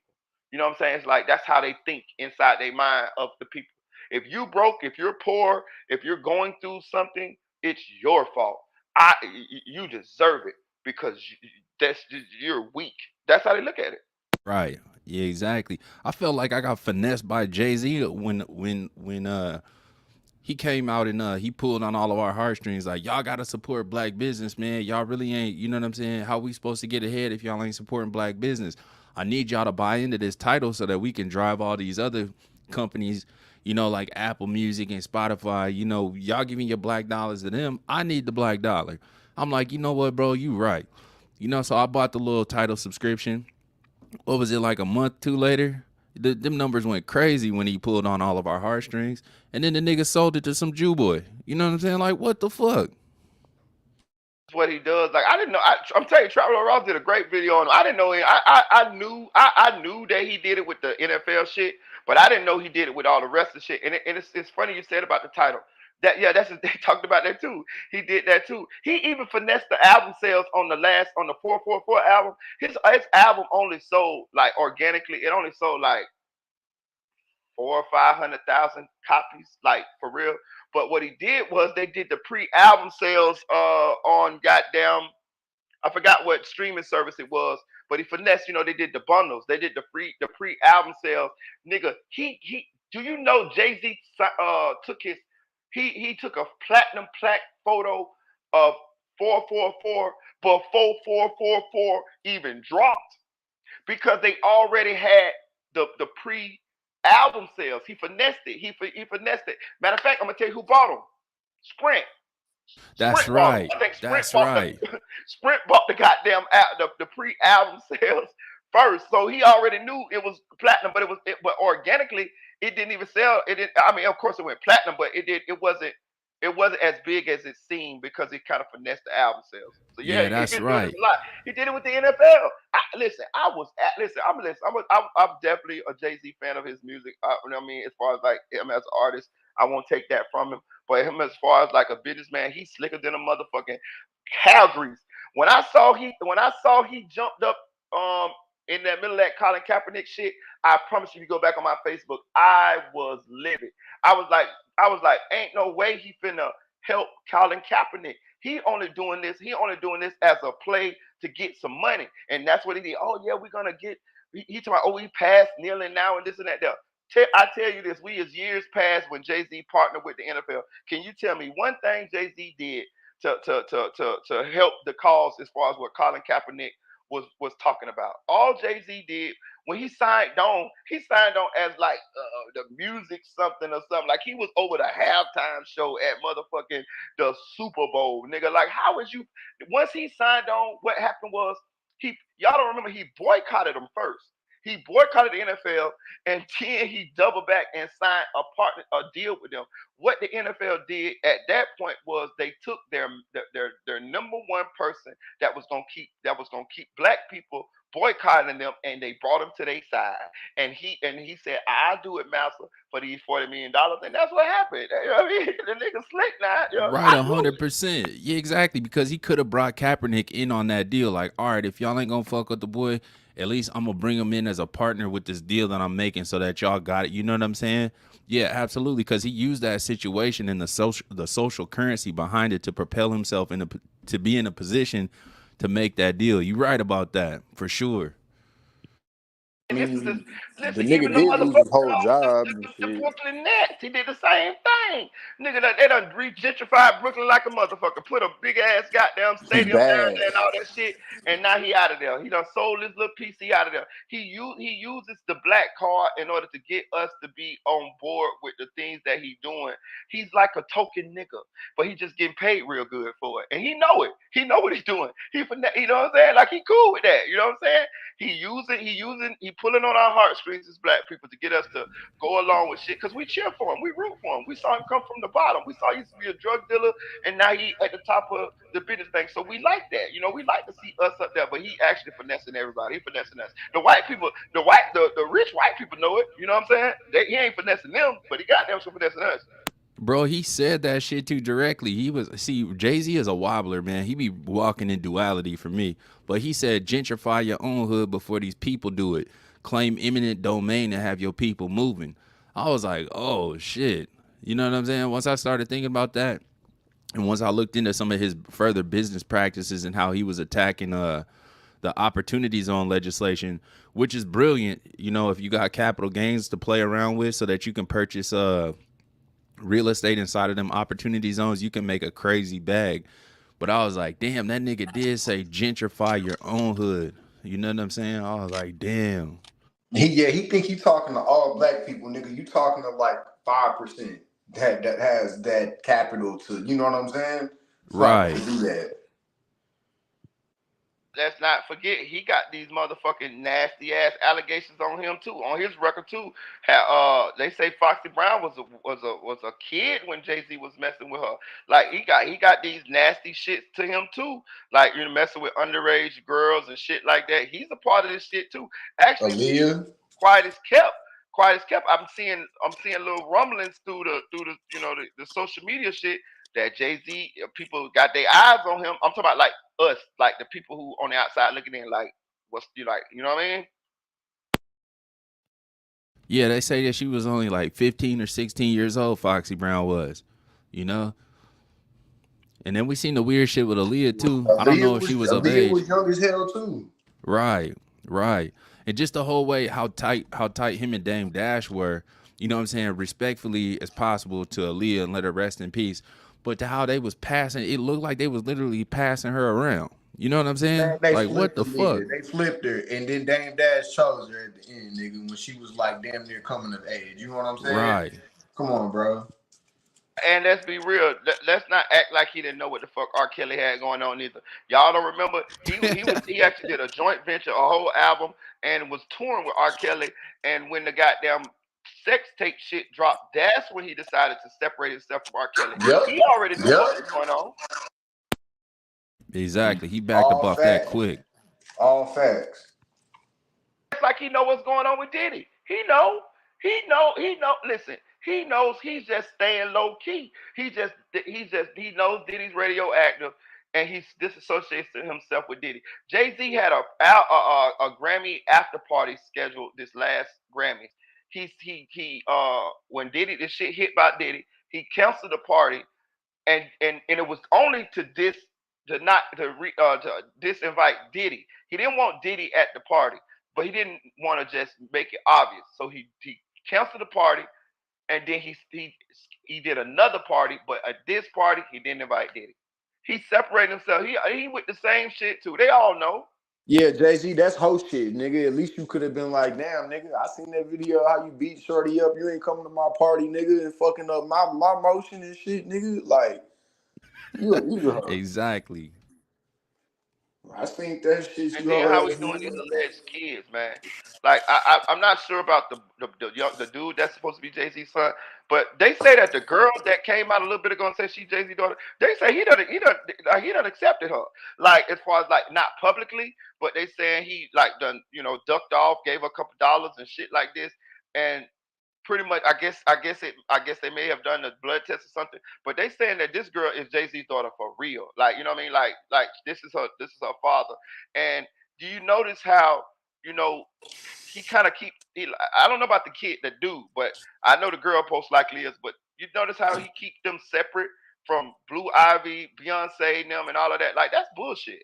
Like if I'm your kid, nigga, you gonna motherfucking you're gonna acknowledge me publicly, nigga. Like I ain't finna just be like ducked off like I'm some mistake or some shit like that. And Beyonce as a woman, she should not allow that either. See, that say something about her. You know what I'm saying? Like, The nigga, if that's girl your look kid, like him. nigga, bring them kids on in, nigga. The girl look like him, Marita. Yeah, but that boy looked more like him. But She must be the girl ugly was as hell. adamant about this shit though. I think they did the ancestry.com shit, and I think that's how they kind of got that they was somewhat blood related. And I think she made so much of fuss till I'm telling you, word that I'm hearing is that Jay Z done, like, she's his daughter. Like, he done gave her money. She got a little couple businesses. She got kids and all. She got a business or something, and she just, I guess he made her sign an NDA, and she just low key living out her life. You know what I'm saying? But yeah, it's public. It's like, yes, it's accepted now. That Your daddy making you sign the NDA of saying that you not his. That's crazy as fuck. But I Yeah, that's guess, out of pocket, bro. That's out I of guess, pocket. nigga. I guess it's what these niggas doing now. and my thing is, this kid happened before you was with Beyonce. You know what I'm hearing is, I'm hearing, and I think the girl mama dead. Yeah, the girl mama is dead. So I think what happened, she ended up getting sick or something. She ended up like in a wheelchair or something, like something happened. She had a medical issue and she ended up passing. But I think what happened was, I think that these women, that I think that girl mama was underage, bro. I think that's what it was. I think that girl mama was underage, and he didn't want to publicly what's the name of the girl, because then it would be exposed that he had to have sex with this girl while she was underage. You know what I'm saying? With her mom, right? With the mama. Right, Yeah, with her right. mama. That's crazy as fuck. But hey, that makes sense. Why else would you make her sign a non-disclosure act? You feel me? So I ain't That gonna lie though, is, I wouldn't go for that shit though. I'm saying yeah. I get it. I'm saying I get it that he probably blessing her with money that she never uh had in her life and things of that nature. But I don't know, just the my core values. You gonna acknowledge me if I'm your kid. Like, you're gonna acknowledge me. Like, I'm And not gonna hide in and your you was mother fucking my shadow. mama when she was No, underage? no Yeah, nigga. And you was fucking my mama when she was underage, nigga? Yeah. They gonna know shadow, something. bro. I'm not doing it. I'm not doing it. I probably take the money initially, but my whole plan gonna be to expose you some kind of way. Like, as far, I'm trying to gonna kind of convince you or do the right thing. You know what I'm saying? But if you don't do it at some point, I'm going to expose that you my daddy or you my mama, however this shit go. Like I feel like that's just despicable for you to have children and don't claim them. Like, women, if you meet a man and you ask him, do he got kids, and he say no, and you find out that nigga got kids, don't fuck with that nigga never no more. That's Ever. like some of the Right. lowest shit in the world Ever. for Cut that nigga motherfuckers that's not off. claiming their kids, bro. Real talk. Man, I'm too stubborn though for some shit. I'm like, man, fuck you. I don't want nothing from you. I don't want a dime. I don't want none of that shit. Like, if it ain't Yeah. genuine, I'm just trying to connect with you. If you my father, my long lost father, I'm just trying to connect with you. But if you out denying me, like, here, nigga, take this bread and get the Just fuck cause on, you, nigga, yeah, fuck just you in cause you that my bread, daddy nigga. don't mean you not a hoe ass nigga. Yeah, I Yeah, ain't gonna that lie. part. I'm like that too. I'm with you on that too, cause I'm kind of, I don't give a fuck about money. Like I'm with you. Like, I'll say fuck you. Like, for real, I'm real. I agree. I'm definitely that same type of person too. Yeah, nigga, just cause you my pops don't mean you not a hoe ass nigga. You can still like just like Diddy, nigga, you's a hoe, but you got kids. That don't mean like nigga, that shit don't mean nothing. Definitely exposing you. And I understand. I'm gonna tell you something. Like, I believe in truth, bro. Like, I definitely believe in truth. That's why I talk the way I talk. That's why I'm as candid as I am. You know what I mean? Like, I don't get. I, regardless of whether if it's shameful, whether if it was wrong, it was a mistake or something that I made. I feel like it's best to be truthful, though. You know what I'm saying? Especially Yep. if you feel like you was wrong, or you trying to correct it or do the right thing, or even just try to be example for some people to learn from. You know what I'm saying? So I'm big on truth. Like, yeah, I'm no, I'm gonna tell the Yeah, truth. bro. Cause if you lying or you doing something to try to really get away from a part of your past or something, it's better just to be honest with the situation because you still gonna be carrying something if you not. You know what I'm saying? So regardless, you gonna have some type of weight on you, and that's whether it be subconsciously or whether or not the shit bug you every day. You still gonna have something that's like nagging at you. So I'm with you on that, bro. It's just better to walk in truth. Even take I'll take the laughs or the whatever. I'll take that because I got it out. I got it out. I got the. I'll rather get it over with, get apologize or whatever going on to get the truth out. I got it out. That shit ain't like you say. It's not nagging. It's not bogging me down, and I can move. I can move past it, and people can learn. People can learn from a mistake or something that I have done or whatever. Or whatever, but yeah, I'm big on that shit, bro. And that shit always come out anyway. Like Yes, that's why I don't sir. be understanding about people who be lying all the time and shit like that. It always come out. Look at Diddy.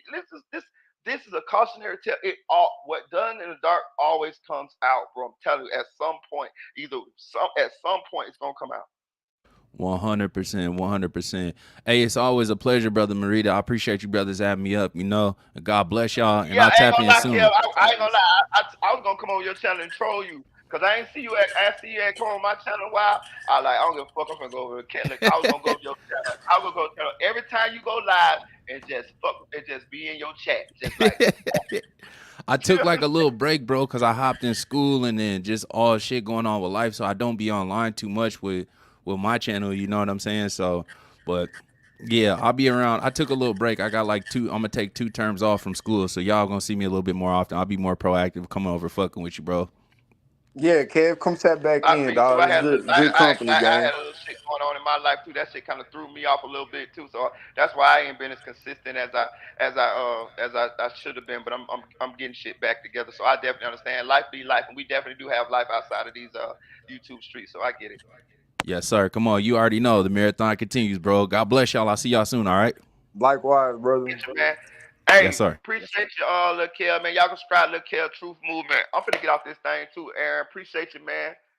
It's a pleasure, dog. Always Hey tapping man, in, bro. Salute to the you're chat. always welcome to come up, man. You always have great thought out opinions and you're very knowledgeable on a lot of different things. So it's always a pleasure, man.